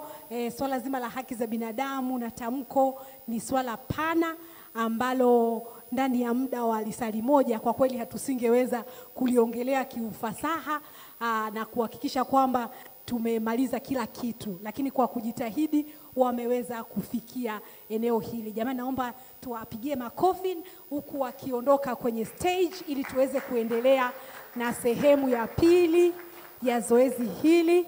Karibuni sana, asanteni, tushuke. Wakati tunashuka jamani, nimewaona wasaidizi wa kisheria. Naomba msimame popote mlipo, mpunge mkono tuweze kuwatambua. Nimemwona ndugu yangu Ana Oloshoro jamani. Watu wa zamani sana hawa, wasaidizi wa kisheria. Jamani, mko wapi? Naomba naone makofi wakati tunawakaribisha wengine kujiunga hapo. Makofi kwao jamani. Hawa ni wasaidizi wa kisheria wanaowakilisha wenzao kutoka maeneo tofauti tofauti. Asante sana dada Rose Mwalongo kwa kutupa fursa hii. Sasa uwanja ni wako. Asante sana, asante kwa namna ya pekee kabisa. Moderators wote wa leo ni zao la Kituo cha Sheria na Haki za Binadamu. Kwa hiyo kidogo inafurahisha. Asanteni sana. Ninadhani mnenaji aliyenena Kiingereza, watu wana haki, ndio haki ya kupata taarifa jamani, kwa lugha ambayo tunaielewa. Amesisitiza umuhimu wa kuzingatia masuala ya mazingira, lakini makampuni yaheshimu haki za binadamu, masuala ya usawa wa kijinsia pia, na namna ya kuweza kufadhili kazi zetu tunazozifanya kila siku. Hayo yamesisitizwa. Asante sana. Tunaendelea sasa na salamu za mshikamano kutoka kwa watu mbalimbali wakiwemo wadau wa maendeleo. Ninaomba sasa nimkaribishe Mheshimiwa Balozi wa Ireland Dada Mary O'Neill mahali hapa kwenye podium kwa ajili ya kutoa salamu za mshikamano. Asante sana.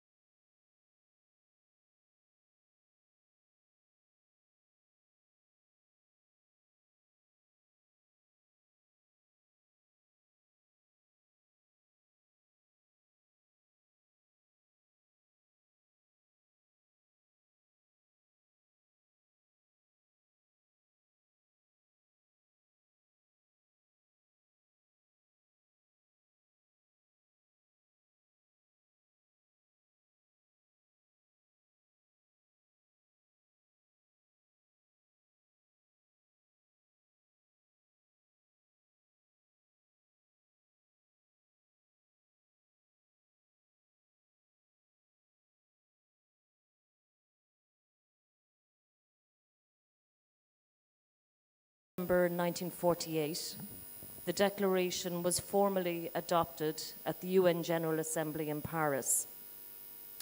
Descriptions of that momentous day are many, and I particularly like the reflections from Hernan Santa Cruz from Chile. He was a member of the drafting committee. And he wrote, "I perceived clearly that I was participating in a truly significant historic event in which a consensus had been reached as to the supreme value of the human person. In the Great Hall, there was an atmosphere of genuine solidarity and brotherhood among men and women from all latitudes, the like of which I have not seen again in any international setting." So I think what was truly momentous was the sense of that consensus, the universality of, at a time when the world was truly in a very troubled phase, that people from different regions, different cultures, different religious backgrounds were able to agree on the core content of the Declaration. The Universal Declaration of Human Rights that was born on that day continues to be as relevant now as when it was agreed 75 years ago. It continues to inspire us to ensure the realization for all, and to challenge us to reflect on where we can do better. The global theme of this year's Human Rights Day, dignity, freedom, and justice for all, is drawn from the opening statement of the Declaration. It resonates well in celebrating human rights achievements in Tanzania, and also reflecting on issues where more progress would yield a more just society,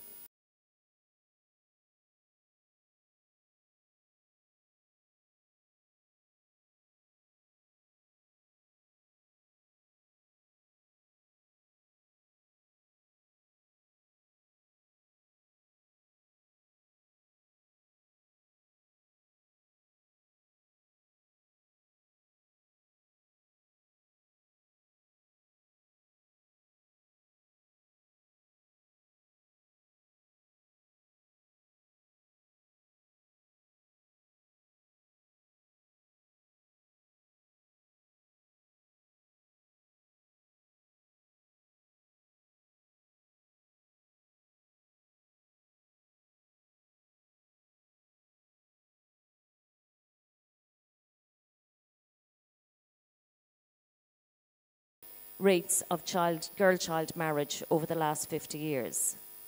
Tanzania has also seen significant improvement in the political representation by women.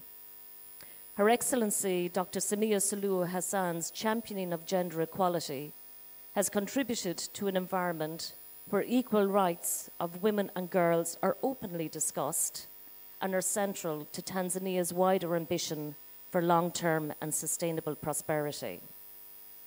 The government of Tanzania's commitment to economic resources, oops, have I lost a page somewhere? Yeah.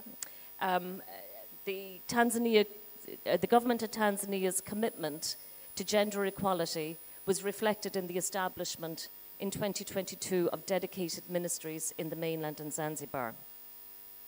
The work of these critical ministries and the government as a whole on this issue is urgent, as women and girls continue to suffer discrimination and are disproportionately affected by violence.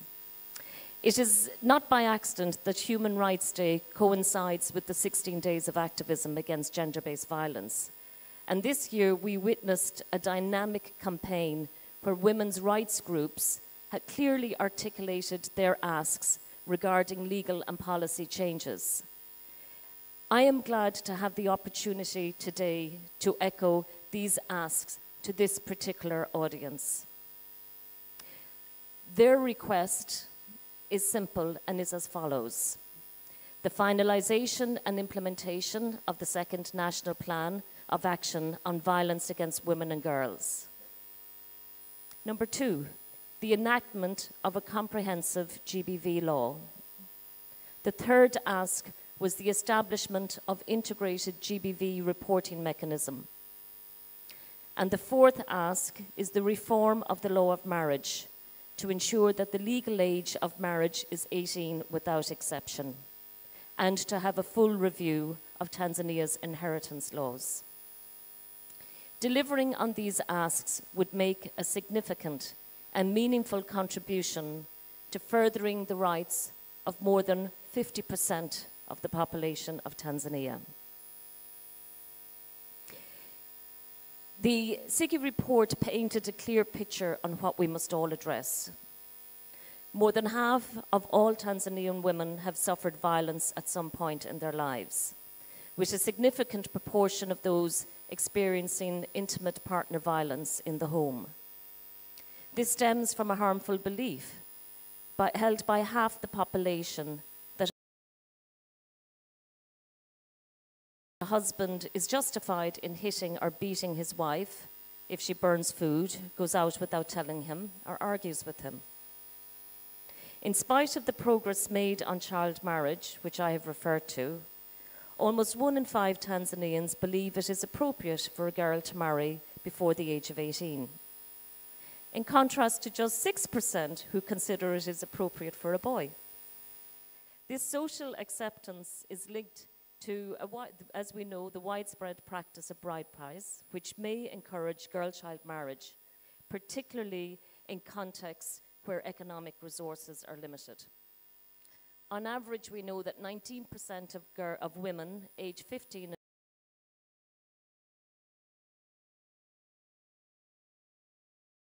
and older have been married before the age of 18. This is 1 in 5 girls.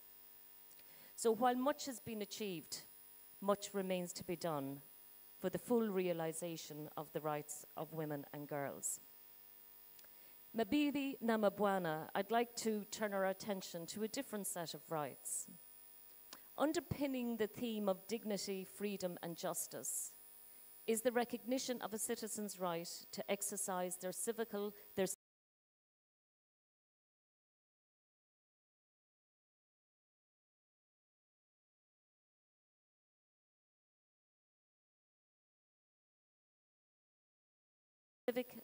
and political liberties through active participation in governance processes. We recognize the progress achieved thus far in various governance and legal reforms in Tanzania. In 2021, we welcomed the commitment of the government to a reform agenda, the core elements of which were further clarified through the 4 Rs: reconciliation, reform,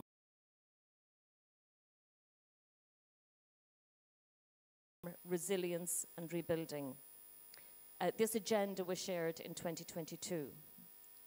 This year, we welcome the various dialogues between stakeholders, including those convened by LHRC. We commend the courage and vision that has made political dialogue a key component of reform possible. We also welcome changes in the enabling environment that has allowed political parties to convene their members and hold public rallies.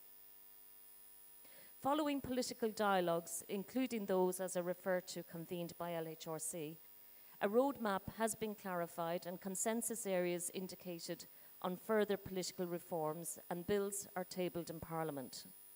Some of these amendments are time sensitive. For instance, stakeholders have agreed on the need for reforming the National Electoral Commission and the law that regulates the activities of political parties. We look forward to further progress in implementation.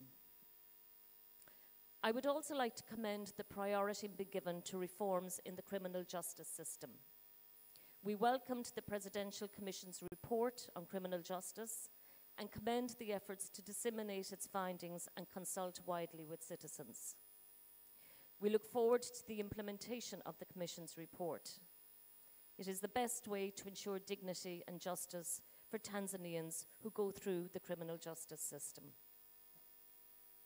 Ladies and gentlemen, I would like to conclude my remarks by recognizing and sincerely appreciating the work of the Legal and Human Rights Centre. For almost 30 years, LHRC has dedicated its efforts to promoting human rights in Tanzania. As societies, we need organizations such as LHRC that champion the rights of marginalized people, that seek to protect the vulnerable in society, that can be the voice for those who are voiceless or too afraid to speak. Human rights constitute the basis for human dignity and equality. They are indivisible, interdependent, and universal. Human rights organizations challenge society to reflect where rights are being infringed. They challenge us to do better. Now, not all rights are popular in all countries. For example, rights related to freedom of expression, privacy, or sexuality, but we cannot pick and choose. This can be an uncomfortable space, both for those working in human rights sphere and those who feel challenged by the work of these organizations. Sometimes it provokes a reaction, an instinct on the part of power to restrict and curtail civil society space. So human rights work takes courage. And I would like to commend those organizations and defenders working with LHRC for their commitment and courage in inhabiting this space and in challenging all of us to do better in pursuing dignity, freedom, and justice for all. Asanteni sana. Asante sana dada Mary. Naomba kwa kifupi kabisa nielezee machache kwa kifupi sana, kwa sababu nisingependa mwachwe. Rejea kwenye mada au kauli mbiu ya mwaka huu inaongelea utu, uhuru na haki kwa wote. Akaipongeza serikali ya Tanzania kwa kuweza kusimamia masuala ya haki za binadamu, hususan usawa wa kijinsia, na wakasema wanatambua na wanapokea kwa furaha na shauku kubwa hata kuundwaji wa tume ya rais iliyokuwa imejikita zaidi kwenye kuangalia mifumo ya haki, na wanasubiri kwa hamu sana kuona utekelezaji wa mapendekezo aliyotoa. Vile vile amerejea hoja ya zilizopita katika mwaka huu katika maadhimisho ya siku 16, ikiwemo moja kuhakikisha sheria ya ndoa inarekebishwa, kuhakikisha umri unakuwa mtoto wa miaka 14 asiruhusiwe kuozwa. Mabadiliko hayo yafanyike, lakini vile vile amesema kwamba wanaharakati na watu wengine wenye mapenzi mema wamesimamia, na yeye anarejea hapo na shadadia kwamba uwepo na sheria ya mirathi, kuwepo na sheria inayopinga ukatili wa kijinsia. Hizo zote ni baadhi ya maelekezo, lakini vile vile kuwa na mtakuwa tu mkakati wa kupambana na ukatili wa kijinsia. Na akasema kuwa haki za binadamu au haki, uhuru na usawa kwa wote hauwezi kupatikana bila usawa wa kijinsia.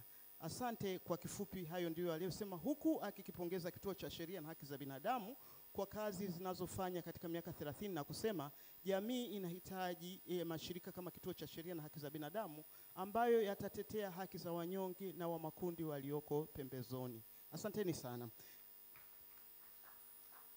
Ninakwenda sasa kumkaribisha Mr. Zlatan Milsik ambaye ni mkurugenzi, ni country and resident coordinator of the UN system. The platform is all yours. Yeye ni mratibu mwandamizi wa shirika la Umoja wa Mataifa Tanzania. Karibu sana kaka.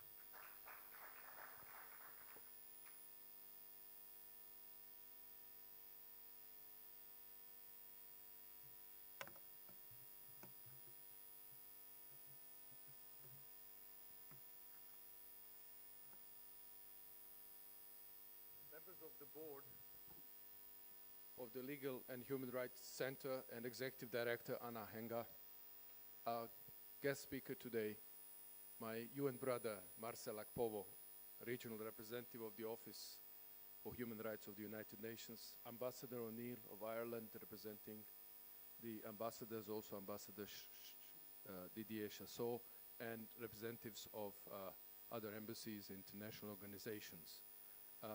The representatives of the registrar of the UN, of the NGOs, government officials,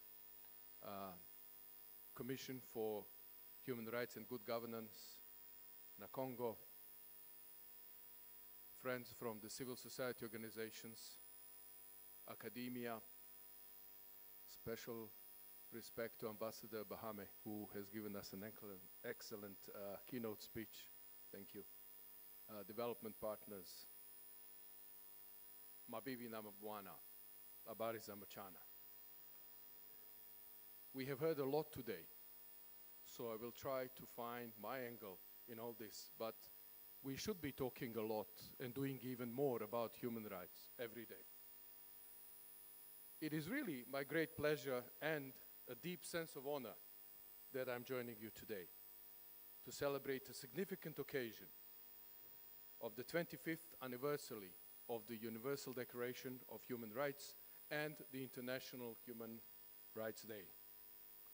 This gathering is a testament to our shared commitment to human dignity, freedom, and justice. It wouldn't have been possible without the collaborative efforts of the Legal and Human Rights Center and its partners. And I extend my heartfelt appreciation for your dedication in organizing this landmark event.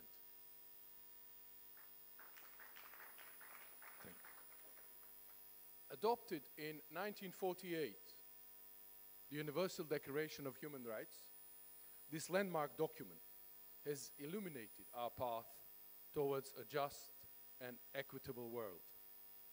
It was a shining beacon of hope. Today, we do more than just mark this historical milestone. We recommit ourselves to the universal values of champions that this declaration champions: equality, dignity, and the unassailable right to freedom for every person, regardless of race, religion, gender, or other background.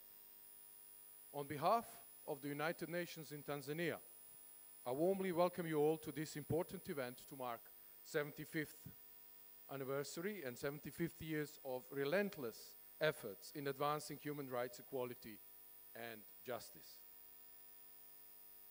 The proclamation by the General Assembly back in 1948 set a common standard of achieving for all people and all nations, continuously reminding us to uphold and champion the spirit of this declaration.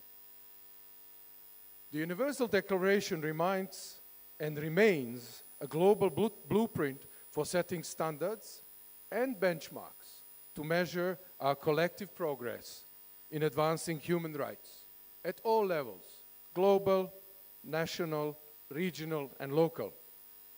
It compels us all to reflect on our strides in fulfilling our responsibilities under different regional, international, and domestic laws and policies, including the Agenda 2030 or the Africa Agenda 2063. Since 1948, tremendous efforts have been made globally and locally to instill a culture of respect for human rights and fundamental freedoms. The UN in Tanzania commends the government of the United Republic of Tanzania for its noticeable achievements in this domain. Tanzania's ratification of 6 core international treaties and its ongoing commitment to meeting human rights obligations under various treaties is commendable. Notably, the government's recent initiatives, guided by the principles of reforms, reconciliation, resilience, and rebuilding, mark a pivotal point in our effort. The ongoing consultation on constitution, on law reform, and other statutory laws are crucial steps towards aligning national laws with international standards. This progress underscores Tanzania's commitment to advancing human rights and also ensuring dignity, equality, and justice for all. Tanzania's second voluntary national review on the Sustainable Development Goals highlights significant strides towards these global objectives and reflecting our national development priorities. While we can take note of progress made under various goals, we should and do recognize the significant work that is still ahead of us. As the United Nations in Tanzania, we are steadfast in our resolve to support the government, civil society, and all human rights stakeholders. Our goal is to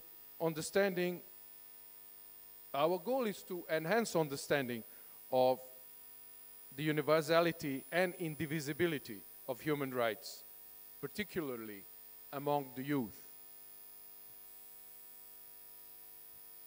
One of the key initiatives in educating young people about human rights, next week, in collaboration with the Commission for Human Rights and Good Governance, we are organizing a discussion to mark the 75th anniversary of the establishment of human rights. this session will bring around 1,000 law students, lecturers, and staff from the university with the aim to provide a platform for engaging in thoughtful dialogue about the progress and challenges in human rights since the adoption of the Universal Declaration, and to explore this role or how future legal professionals can be better involved in this landscape.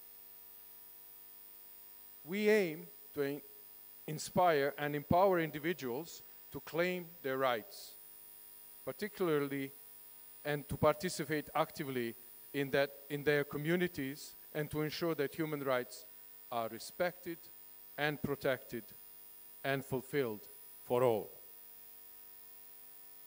Happy 75th anniversary of the Universal Declaration, and happy International Human Rights Day. Asanteni sana. Asante sana kaka kutoka Umoja wa Mataifa. Asante sana. Asante. Kwa kifupi kabisa, amewapongeza uandaaji wa kongamano hili na maadhimisho haya, lakini akasisitiza kwamba bado tamko la haki za binadamu hili lina umuhimu wa sasa kama lilivyokuwa wakati huo, kwa sababu ndio ambalo limeweka viwango au vigezo ambavyo dunia nzima imeendelea kuvizingatia katika kusimamia haki za binadamu. Wamepongeza mijadala mbalimbali na mabadiliko mbalimbali yanayofanyika nchini Tanzania, hususan na serikali katika kutambua haki za binadamu, ikiwepo majadiliano ya masuala ya katiba na marekebisho ya mifumo mbalimbali ya kisheria. Na akakiri kwamba wiki lijalo wao kama Umoja wa Mataifa kwa kushirikiana na Tume ya Haki za Binadamu wanaandaa kongamano kubwa kabisa la kujumuisha watu wengi hususan vijana ili kuweza kujadilia masuala ya haki za binadamu. Amewatakia heri ya miaka 75 ya haki za binadamu. Asanteni sana. Asante. Ninaomba sasa nimkaribishe mgeni wetu rasmi Mr. Marcel Akpovo kwa ajili hii ya kutoa neno. Now I would like to welcome Mr. Marcel Akpovo. Allow me to welcome the Executive Director to welcome him as the host. I crossed the protocol a bit, too excited to hear your speech. Thank you, karibu sana. Sana MC. Naomba nichukue nafasi hii sasa kumkaribisha mgeni wetu rasmi. Naomba anapokuja makofi mengi. Karibu sana. Welcome Mr. Marcel Akpovo. Makofi zaidi jamani tutapomkaribisha mgeni wetu rasmi. Karibu sana. Merci beaucoup. Thank you very much. Wow.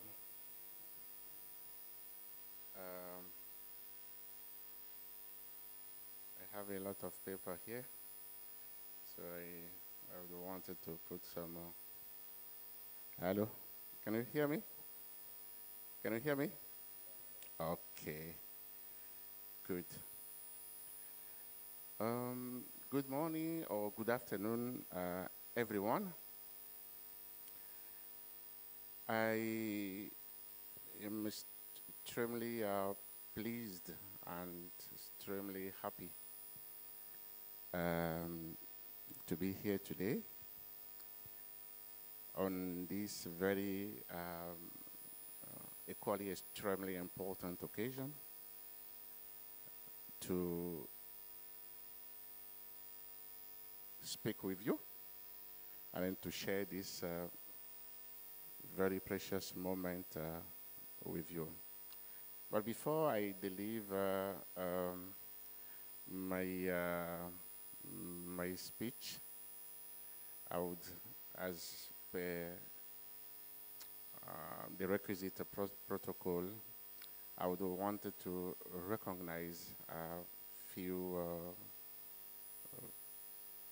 people, personality, I would say.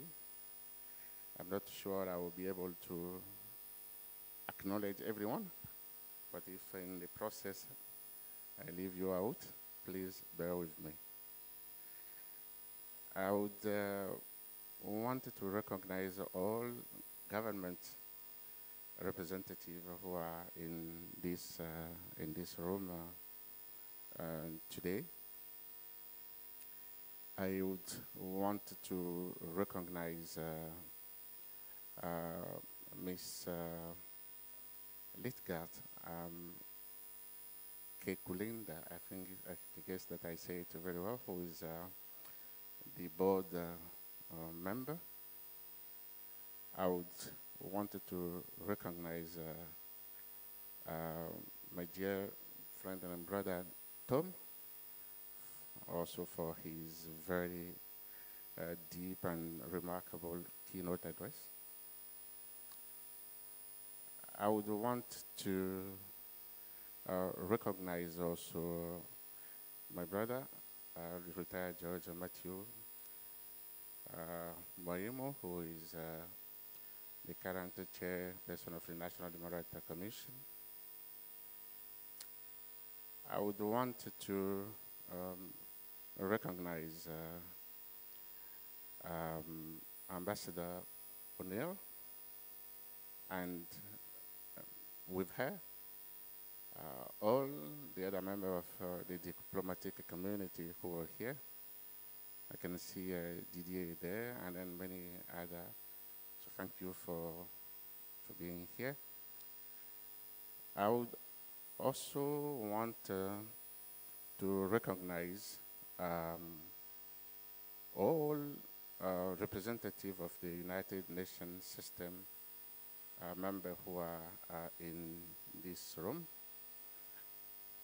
I would want to recognize the representative of national and regional institutions, the private sector, the think tank, development partner, academia, members of the press who are here with us today.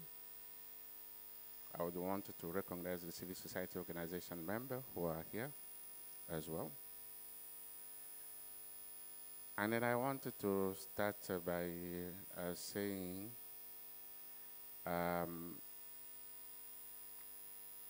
Excellency and distinguished participants, everyone, including those that I have left out, and stand by your existing protocol and say what we usually say, all protocol observe. It gives me a great pleasure and honor to deliver this address to such a distinguished audience today. At this 75th anniversary of the Universal Declaration of Human Rights, which is being commemorated here in Tanzania today on 8th December, on the International Day of Human Rights, with the theme dignity, freedom, and justice for all. On this occasion, I would like to take this opportunity to express my special appreciation to the Legal and Human Rights Center, the board of its director, and the secretariat under the leadership of Hannah Henga, her team, for organizing this landmark event and commemoration as we see today. Thank you very much, Anna, for your leadership, for the work that you're doing, that I have the opportunity to witness yesterday when I visited your legal aid center. It's amazing, not just amazing, but it is a true reflection of how we can take the law to the people who need it the most, but who do not have the means, the possibility, the opportunity to exercise their right through it. And this is what you're doing here that I saw. Thank you very much, Anna. And I am extremely privileged and grateful to have witnessed that yesterday. And thank you to all your team. I can't remember your name, but an excellent team, brilliant team that I have met there. It's such an inspiring experience, I would say experiment of encounter that I have made yesterday, which I very much emotionally wanted to acknowledge and then appreciate again. And thank you so much, and thank you to all of us. Allow me also to express my special thanks to all the previous speakers and my colleagues, but most particularly to my brother, my colleague, Zlatan Milicic, who is here, the UN resident coordinator and the head of the United Nations country team here in Tanzania, for his warm, as usual, welcome, and for reaffirming the strong commitment on behalf of United Nations team in Tanzania and continue with strengthening the technical cooperation and the support, our collective support, especially the human rights support to the government of Tanzania and all other relevant actors, and to ensure that collectively we increase knowledge on the universality and the divisibility of our human rights, especially among young people, and then in ensuring that human rights is respected, protected, and fulfilled in Tanzania. Thank you very much, Zlatan. You're doing an incredible job on behalf of all of us, and we are very proud of your engagement, and we associate we associate you with that pride, and we associate ourselves also with all the good work that you're doing, not only on human rights, but the broader humanitarian engagement and then development work you're doing in this country on behalf of the system, but for the benefit of Tanzanian and then also for the people of Tanzania. Thank you very much, Zlatan. Thank you. Excellencies, much have been said, but you know, when it comes to the Universal Declaration of Human Rights, no matter how many times, how much have been said, there's still something to say again. Either through the emotions that it carries, or through the repetition of what it represents to us. The Universal Declaration of Human Rights has been, as many of you have said before I took this floor here, has been recognized and referred to as a common standard of achievement for all people and all nations. And it commits nations to recognize all human rights as being born, all human beings as being born free and equal in dignity and right. And then I like so much, Ambassador, really the reference to the quote of the draft, one of the draft that our friend from Latin America that you just quoted. It's a quote that I love particularly because it helped me sometimes when I am teaching it, when I'm having case work with my students. I usually use that quote, plus many others, to insist on the notion of a consensus that has prevailed when that document was being drafted. It is perceived today as a Western document, but it is not a Western document. Chinese, the lead drafter was a Chinese. And we have our own people from Liberia, from Ethiopia, from South Africa, who were then the independent, few independent countries in Africa who participated and who associated themselves in the drafting of this landmark document and who took part in the building of that consensus that we are talking about, and that Ambassador has the very gracious endeavor to share with us this morning. Thank you very much, Ambassador, because it means really a lot to me. The Universal Declaration of Human Rights infused the global consciousness with a straightforward yet a pivotal formula for human rights that you cannot have one human right without the other. At the heart of the debates lay the artificial hierarchy that many nations at the time were applying to human rights. But let me put some very simple question to you. How does the freedom of expression help the pregnant woman living on the streets when she doesn't have a house or a safe medical facility to deliver her baby? How does the right to vote help the activist jailed for calling out his government's climate change policies? What does equality even mean when parents do not have enough money to feed their children? As you can see,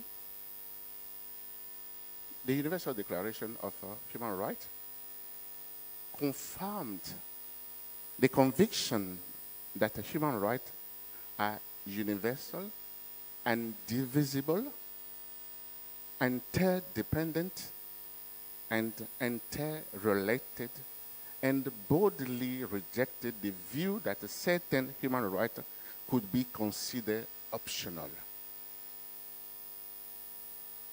It underscores the notion that cultural differences can never serve as justification for human rights violation, and that the promotion and protection of all rights is a legitimate concern of the international community. All the rights. The Universal Declaration set out, as you know, and many have said before I come here, a noble ambitions and an ambitious promises for the humanity. But yet, promises, as we know, can be broken. Promises can be broken. And promises are often broken. There have been massive gains in human rights thanks to the Universal Declaration. But today, all around the world, we are seeing dramatic rollbacks. Let's be honest. You're seeing it on a daily basis. We are seeing disturbing trends with conflict and crisis that threatens national cohesion, but also multilateral solutions, the one sure way out of the chaos. We are seeing setbacks on them. Pushback on women's rights and gender equality, a phenomenon as old as we can remember, persists unbattered and uncontrolled. The panelists have mentioned it earlier this morning. The human rights cause is all about putting an end to patriarchy. Civic space is under fire, with more and more states suppressing dissent. People who dare to challenge the status quo, including human rights defenders, protesters, and journalists, are increasingly subjected to intimidation, brutal forces, and authoritarian tactics. Hate speech is proliferating in ways and at a rate we have never seen before. Digital shifts, including artificial intelligence development, are rapidly transforming our world, moving faster than the regulator who should be setting up carefully human rights safeguards to protect us from their danger.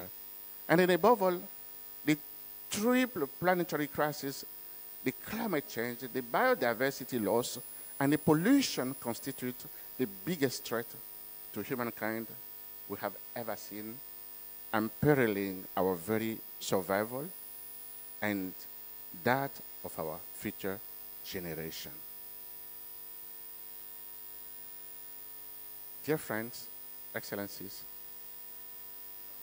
the recognition of equal and inalienable rights of all is a foundation for dignity, freedom, justice for all in the world. And this is the promise set out in the Universal Declaration of Human Rights. And as I say, and then I purposely repeating it, we are all born free and equal in dignity and right.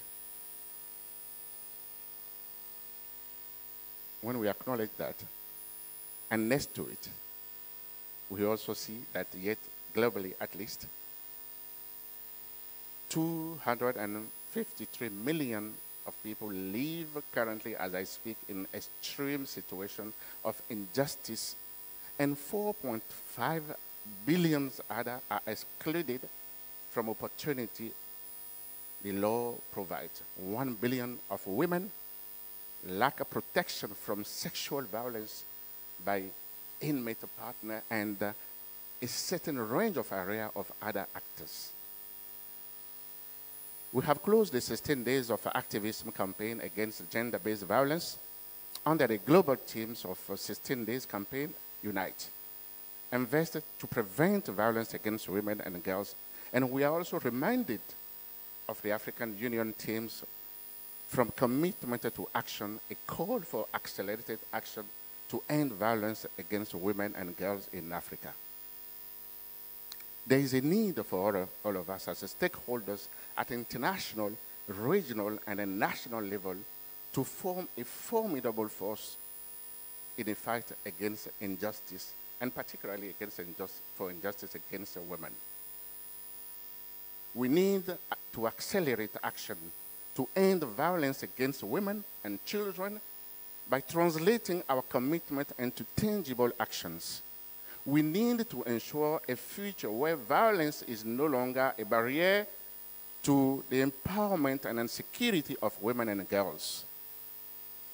It is extremely urgent to transform our collective resolve into impactful and concrete measures that will shape our societies and to safe, equitable, and inclusive spaces that uphold and protect the right of women and girls in all their diversity, here in Tanzania, but everywhere in our humanity.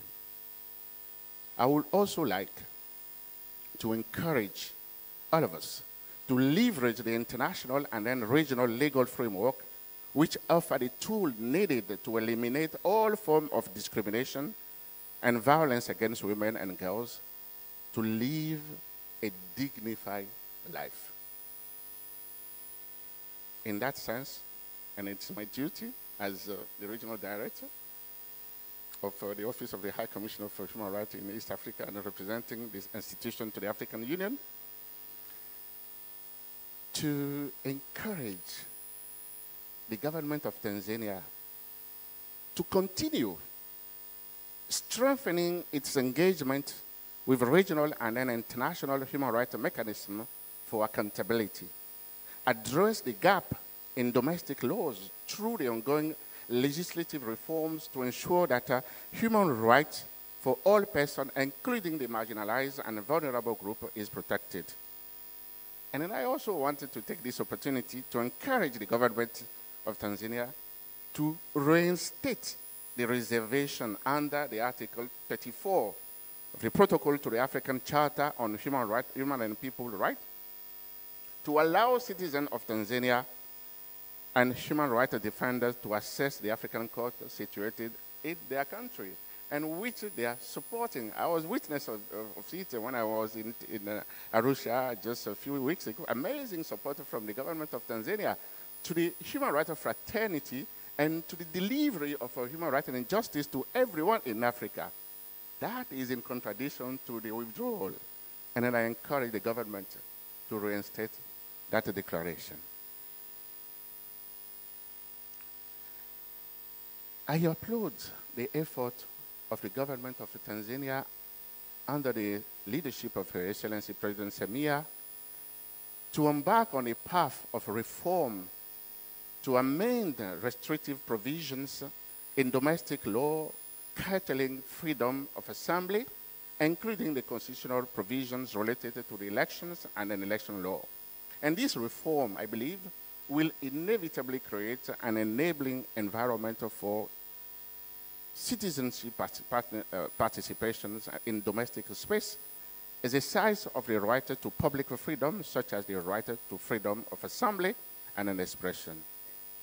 The reform process is important in strengthening respect for human rights and bolstering accountability and the rule of law. And then I want again to thank the government, and then I encourage the ratification of all the pending regional and then international human rights treaties, such as the Convention Against Torture and Other Cruel, Inhuman, and Degrading Treatment or Punishment, with its optional protocols that establish a complaint mechanism, the International Convention on the Protections of the Right of all migrant workers and a member of their family, and the Convention on Protection of all persons from enforced disappearances.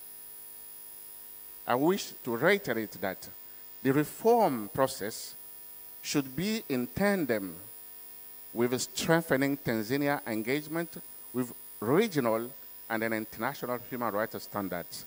Ratification of pending treaties will strengthen, no doubt, ongoing legislative reform by ensuring that the proposed amendments are consistent with international and regional normative standards applicable.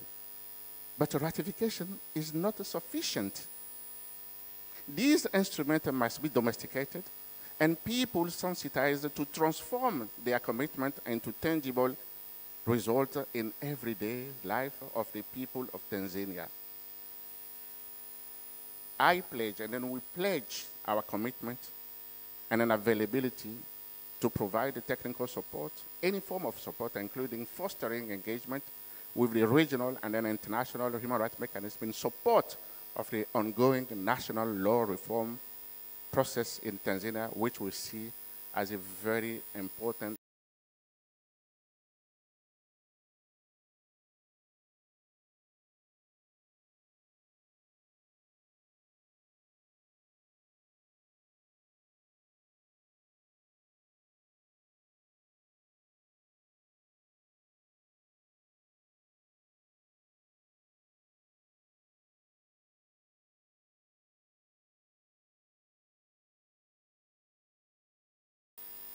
I have high confidence that the commemoration of the 75th anniversary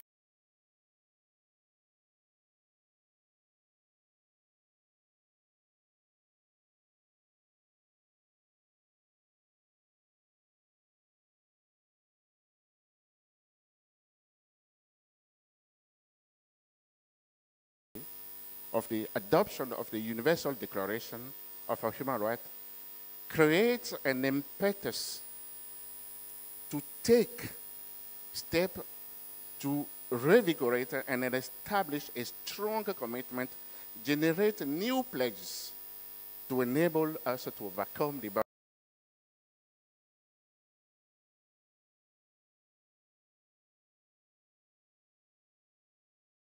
barriers, the bottlenecks, and to ensure that collectively we embark on a journey to ensure dignity, freedom, and justice to all. Excellency, friends, the task before us, all of us today, this year and in the future, is to apply the Universal Declaration's visionary words to our current global, regional, and then national challenges. To rekindle the Declaration's spirit, its values, and then its ambition for better. To use a human right for what they are.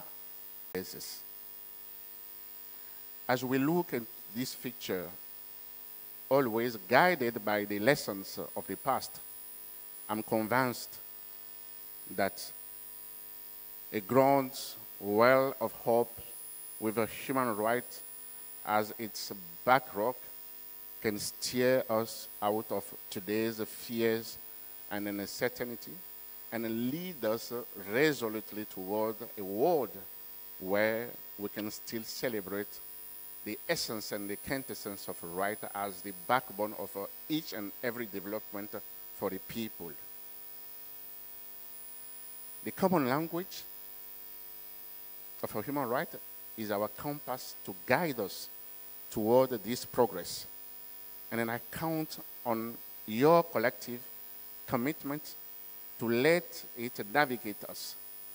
I also count on the government of Tanzania's human rights commitment and an endeavor to take a move toward the effective realizations of all human rights for all, but also for all Tanzania as it has already embarked on. On this note, I wish to thank you for the opportunity that you give me to address you today. And then I wish us blessed anniversary. And then I call on God to bless all of us as we celebrate, as we reflect, and then as we transform this celebration into opportunity for a better life, a better environment for human rights for all of us. Thank you very, very much, and God bless you.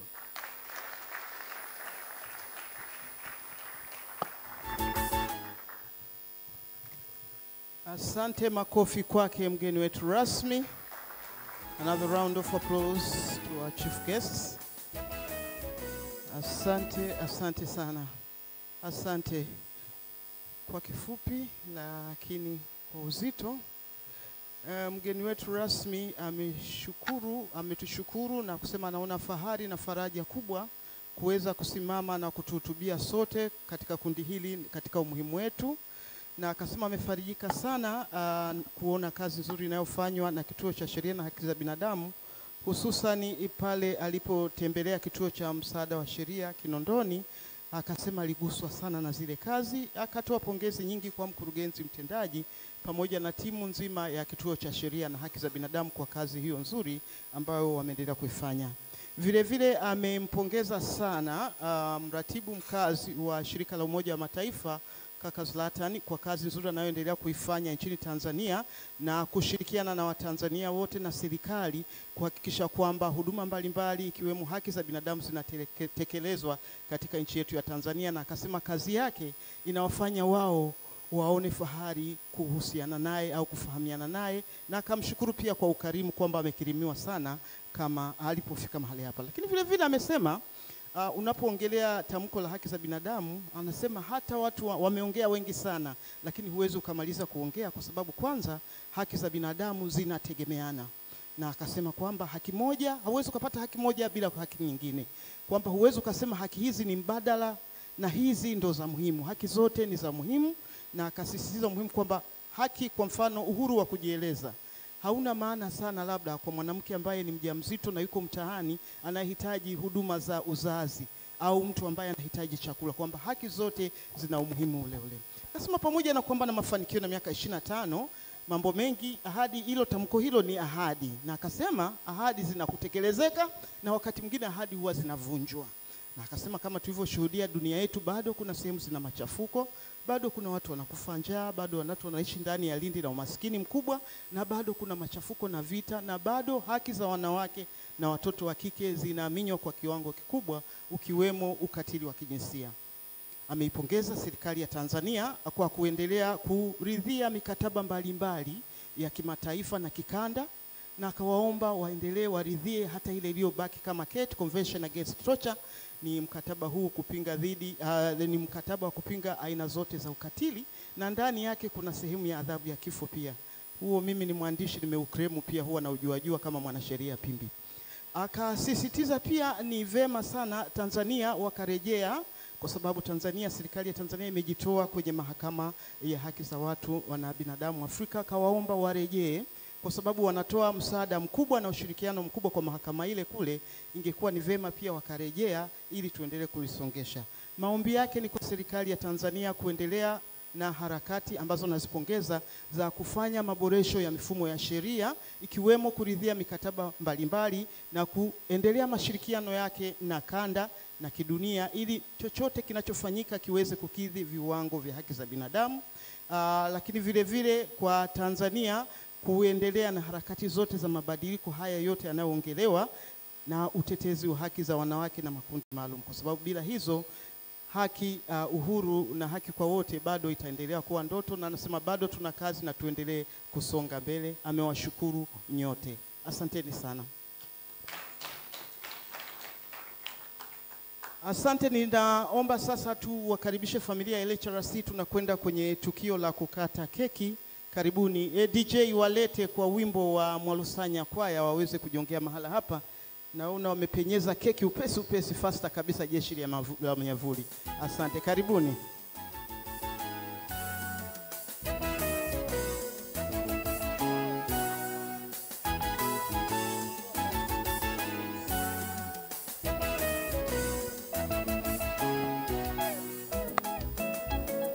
Asanteni, karibuni, karibuni.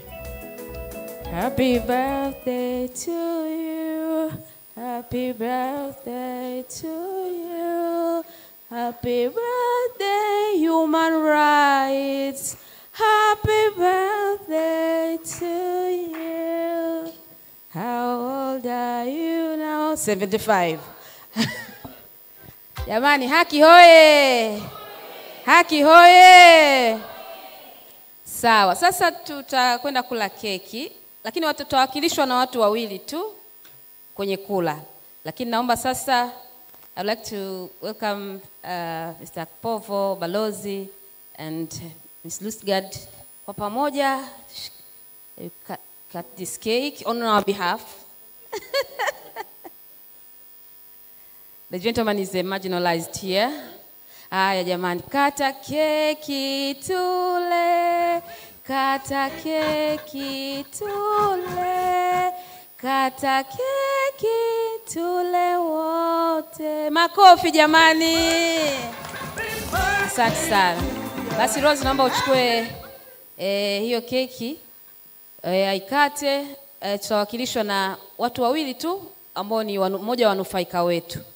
Will be represented by two of our beneficiaries from human rights clubs to eat the cake, the piece of cake on our behalf. Then the big cake will be taken to the buffet. Tutakula kwenye lunch. So naomba nikukaribishe mwanafunzi kutoka Jangwani Secondary Human Rights Club ale kwa niaba yetu. So take one and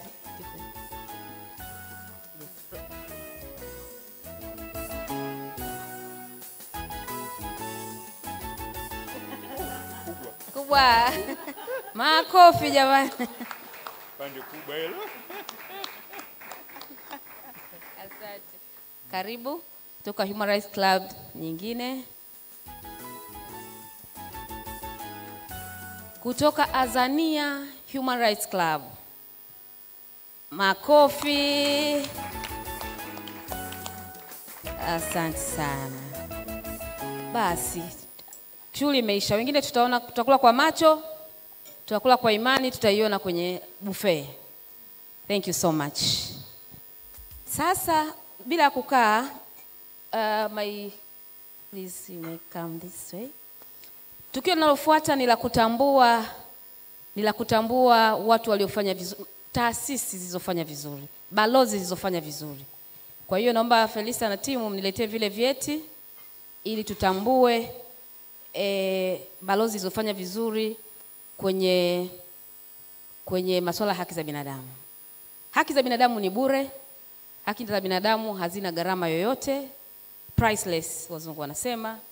Lakini ili ziweze kupelekwa, kwa mfano haki za kiuchumi, lazima zina gharama yake.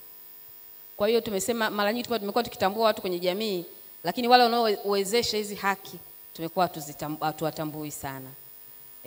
Kwa hiyo tutaanza kuwatambua, najua ziko vingi, lakini tutatambua wachache kwa niaba.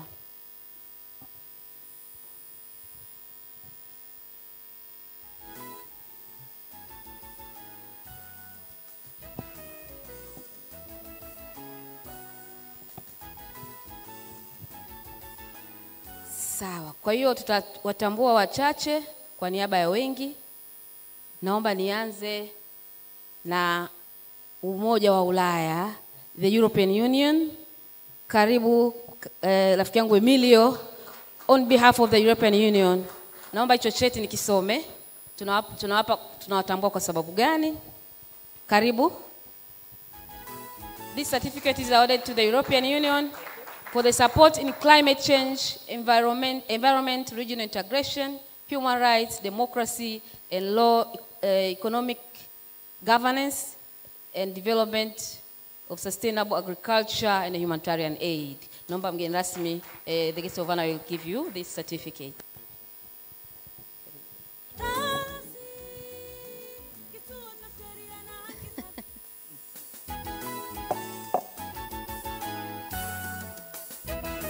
Asante sana. Nice photo. Haya, tunakwenda ubalozi wa Marekani. Naomba cheti nikisome. Wanatunukiwa kwa nini? The US Embassy. Jeremy mondoka. Mondoka. The US Embassy for their support in health and education. Wamarekani wamekuwa na makofi kwao. Wamekuwa na msaada mkubwa sana kwa Tanzania. Hizi tuzo sio kwa sababu sio kwa ile JRC, ni kwa Tanzania. Wamesababisha afya, hospitali nyingi zimejengwa na watu wa Marekani, lakini na shule nyingi zimejengwa. Kwa hiyo tutampelekea. Haya. Mwingine ni Embassy of Switzerland. Embassy of Switzerland, naomba cheti chao kwa kuwatambua. Wasaidiane kufanya haraka. Balozi Didia Chesot, karibu sana.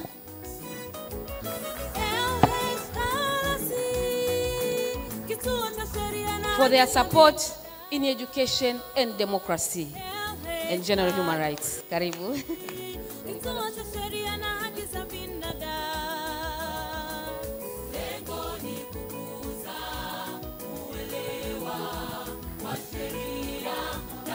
Binadamu kwa jamii, maono yetu ni kutamani wanajamii. Asante sana. Naomba hicho. Balozi wa Denmark amefika? Alitoka, tulichelewa kwanza, tumekimbia kidogo. Haya. Naomba balozi wa Netherlands. Netherlands, karibu. Netherlands.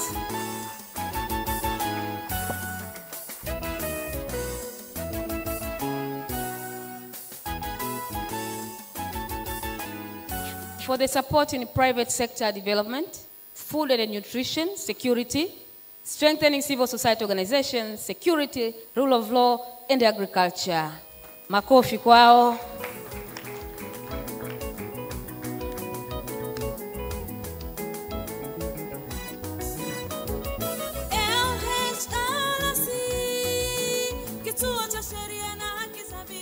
Finland.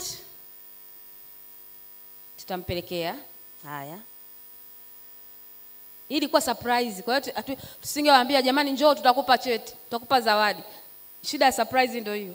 Huwezi kumwambia mtu njoo jamani tutakupa cheti. Ubalozi wa Ufaransa. Ubalozi wa Belgium.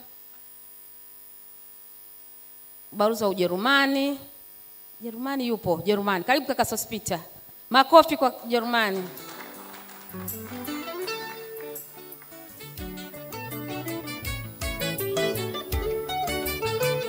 For the support in trade, investment, socio-economic right, gender equality, biodiversity, protection, tourism, culture and tradition.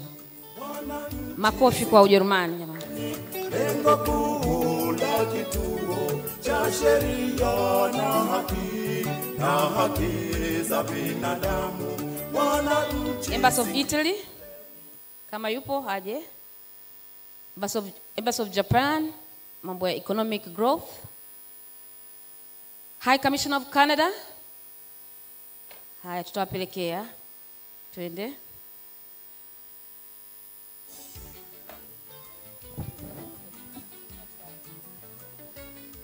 Embassy of Sweden. Sandra. Lakini tunawapa for the support in human rights, democracy, rule of law, gender equality, education, inclusive economic development. Hawa ubalozi wa Sweden pia ni wafadhili wetu.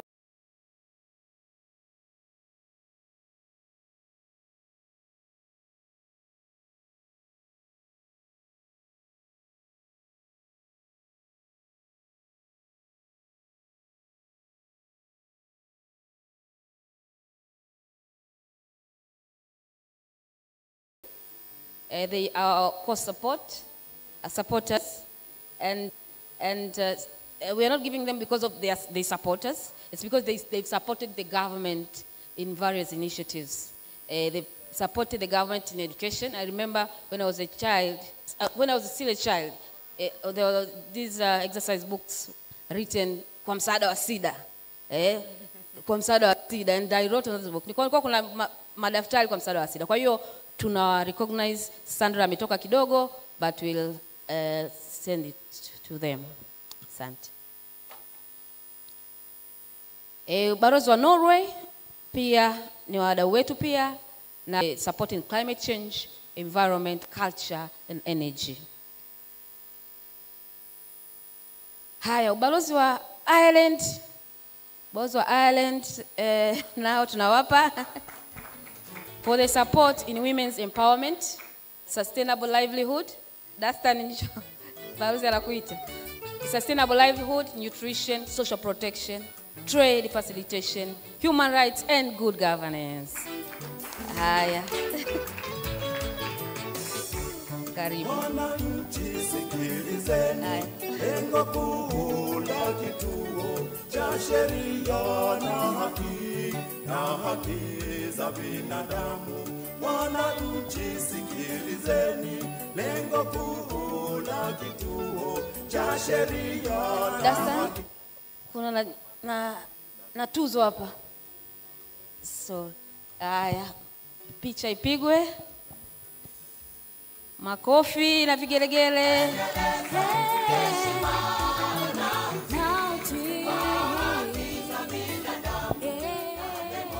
Asante sana. Kuna foundation moja wapo kwa wakilisha wengine, Ford Foundation wako Nairobi, na kuna Wellspring Philanthropic Fund wako Marekani. Tumemaliza. Sawa, basi nadhani tuishia hapo. Asanteni sana wadau kwa yote. Tunawapongeza pia the UN mechanism.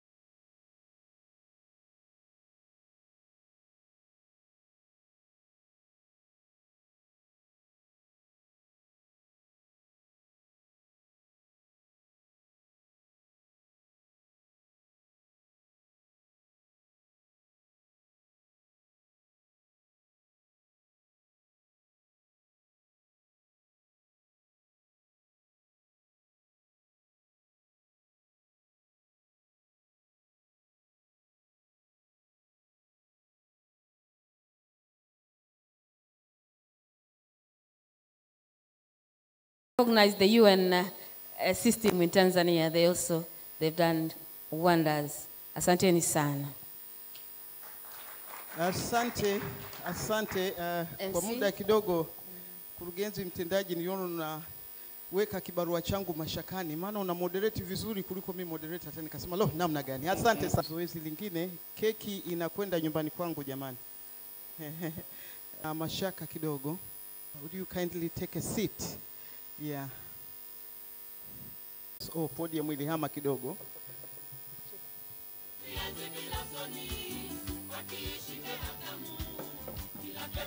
Anatoa hotuba hii ya shukrani kwa niaba ya dada Ana Kulaya ambaye ni mratibu, alikuwepo hapa lakini ana safari ya kwenda kufunga siku 16 Mara, kwa hiyo imebidi aombe udhuru na anatuma salamu nyingi.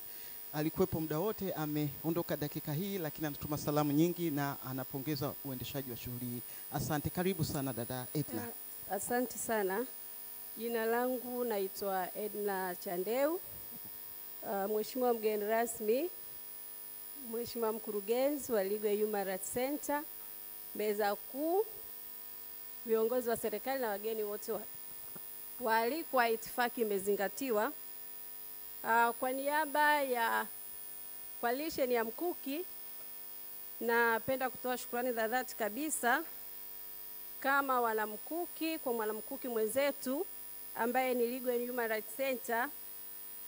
Kwa kawaida kila mwaka kumekuwa na utamaduni wa Mkuki kuandaa kampeni ya siku 16 za wanaharakati wa kupinga ukatili wa kijinsia.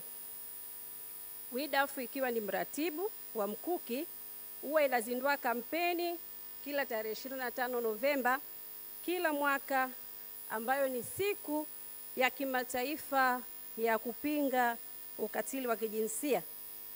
Na Legal Human Rights Center ambao pia ni mwanachama wa Mkuki kama nilivyotangulia kusema,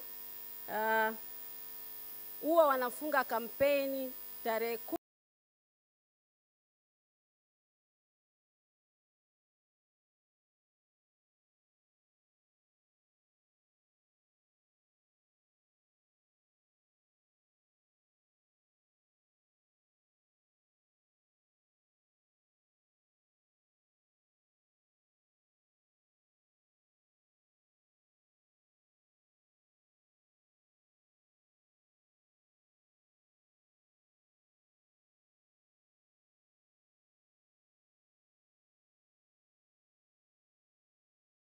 kila tarehe Disemba katika maadhimisho tamko rasmi.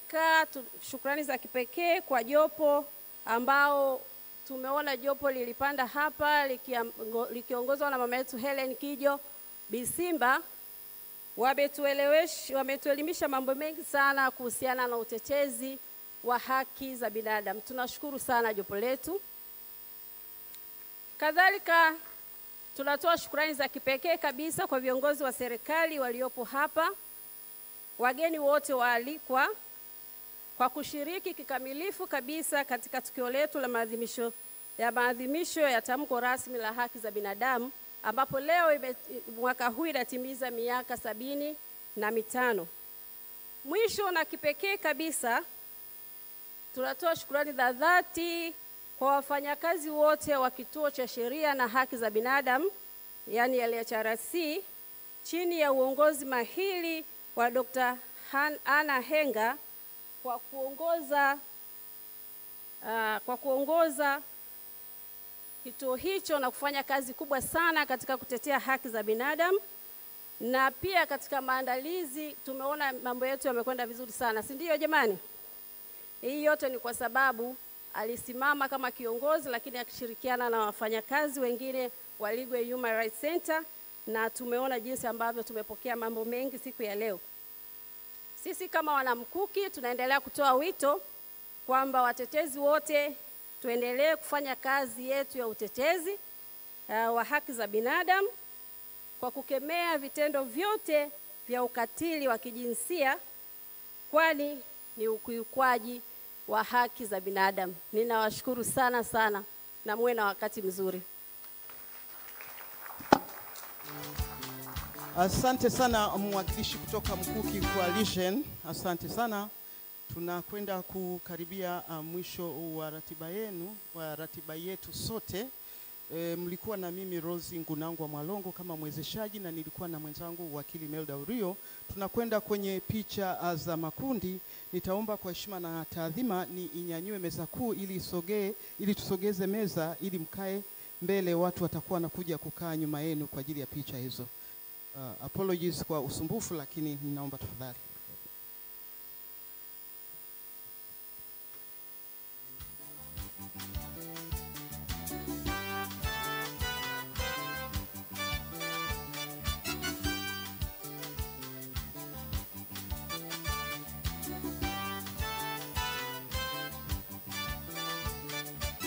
Hadi sisikia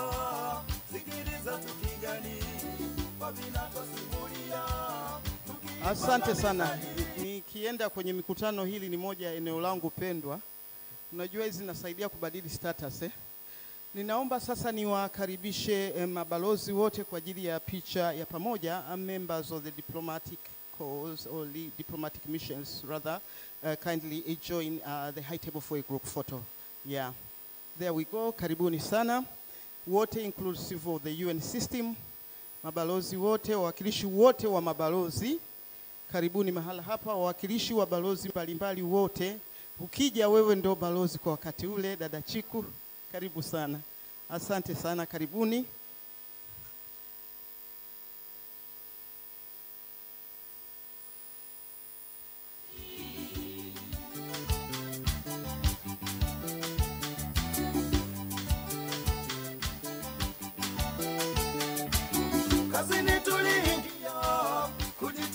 Wawakilishi wa balozi zote waliopo mahala hapa, kindly please join them, our development partners. Welcome you aboard for a group photo with the high table. It's a memoir for the 75 years of the Universal Declaration of Human Rights, rather. Smile, because life is short. In French, they say, c'est la vie, c'est difficile, et le monde, c'est bon. Karibu sana, the Frenchman is smiling. Nakaribisha bodi ya LHRC, board members wa LHRC. Karibuni kwa picha, board members wa LHRC. Karibuni sana. Karibuni sana, board members wa LHRC.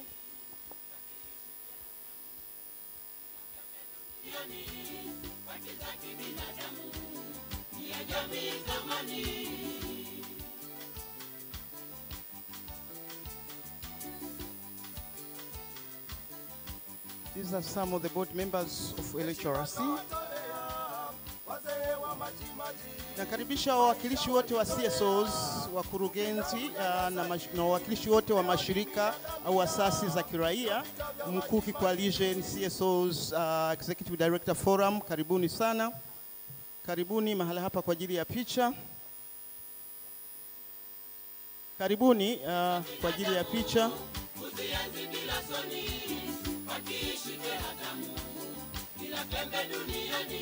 So this is how huge the Legal and Human Rights Center family is, because we've got so many representatives from CSOs, networking at its best.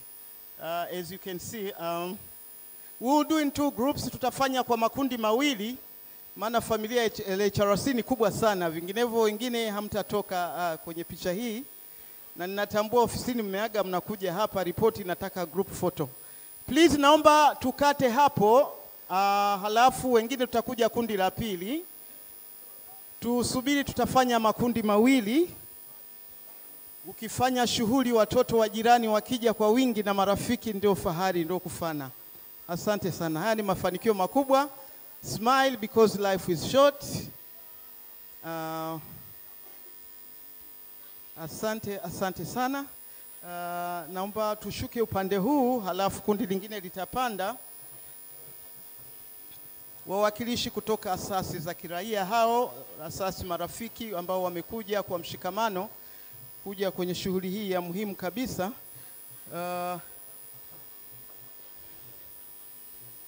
Na wasiwasi tunaweza tukafanya makundi matatu. I can see Anna Henga very flamboyant, very happy.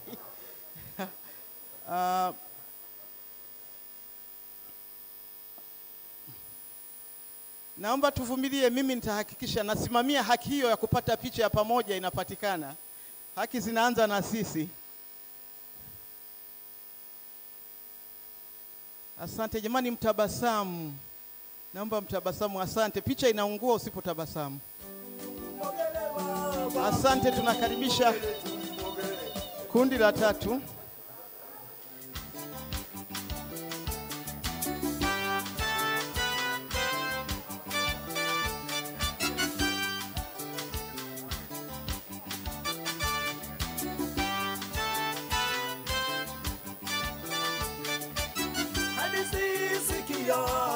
Sikiliza tukigani kwa vinatosimulia, tukiipanga mizani ya usumbe kukusia inayomea kondeni. Leo tuna tunashangilia mavuno mengi shambani, amani yenye kudumu kwa jamii ya zamani, ni haki za binadamu kuzienzi bila soni, wakiishi kehatamu kila pembe duniani. Asante, ninakaribisha pano discussant wetu pamoja na moderator wao. Tafadhali discussant wetu wa leo na moderator wao, karibu mahala hapa, tena ubebe na microphone kabisa. Karibu discussant na moderator wetu wa leo, Advocate Lulu Urio, karibu kwa picha.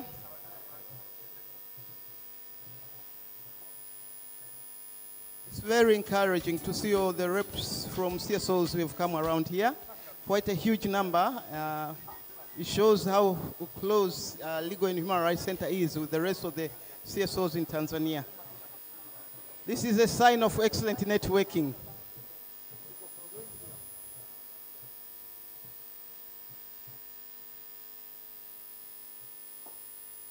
Discussant wetu pamoja na moderators na moderator wao wanapanda namna hiyo kwa mbwembwe kubwa,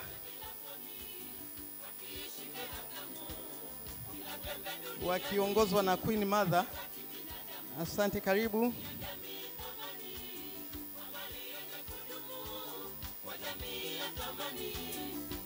Waafrika lazima tusalimiane kwanza, ndio tunaendelea na picha.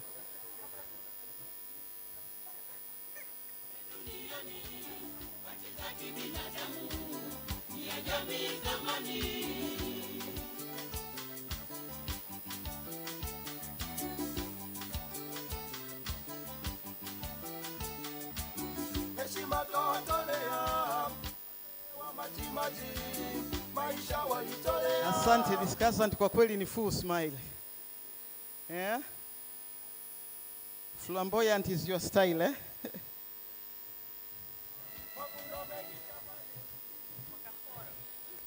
Asante, ninaomba niwakaribishe viongozi wote wa serikali pamoja na wawakilishi wote wakiwemo Shrag na Kongo, msajili wa NGO, na waomba wote kwa pamoja kwa ajili ya picha hii ya muhimu. Viongozi wote wa serikali, wawakilishi wote, Shrag na Kongo na msajili wa NGO, tafadhali karibuni. Karibuni mahala hapo kwa picha. Karibuni kwa picha.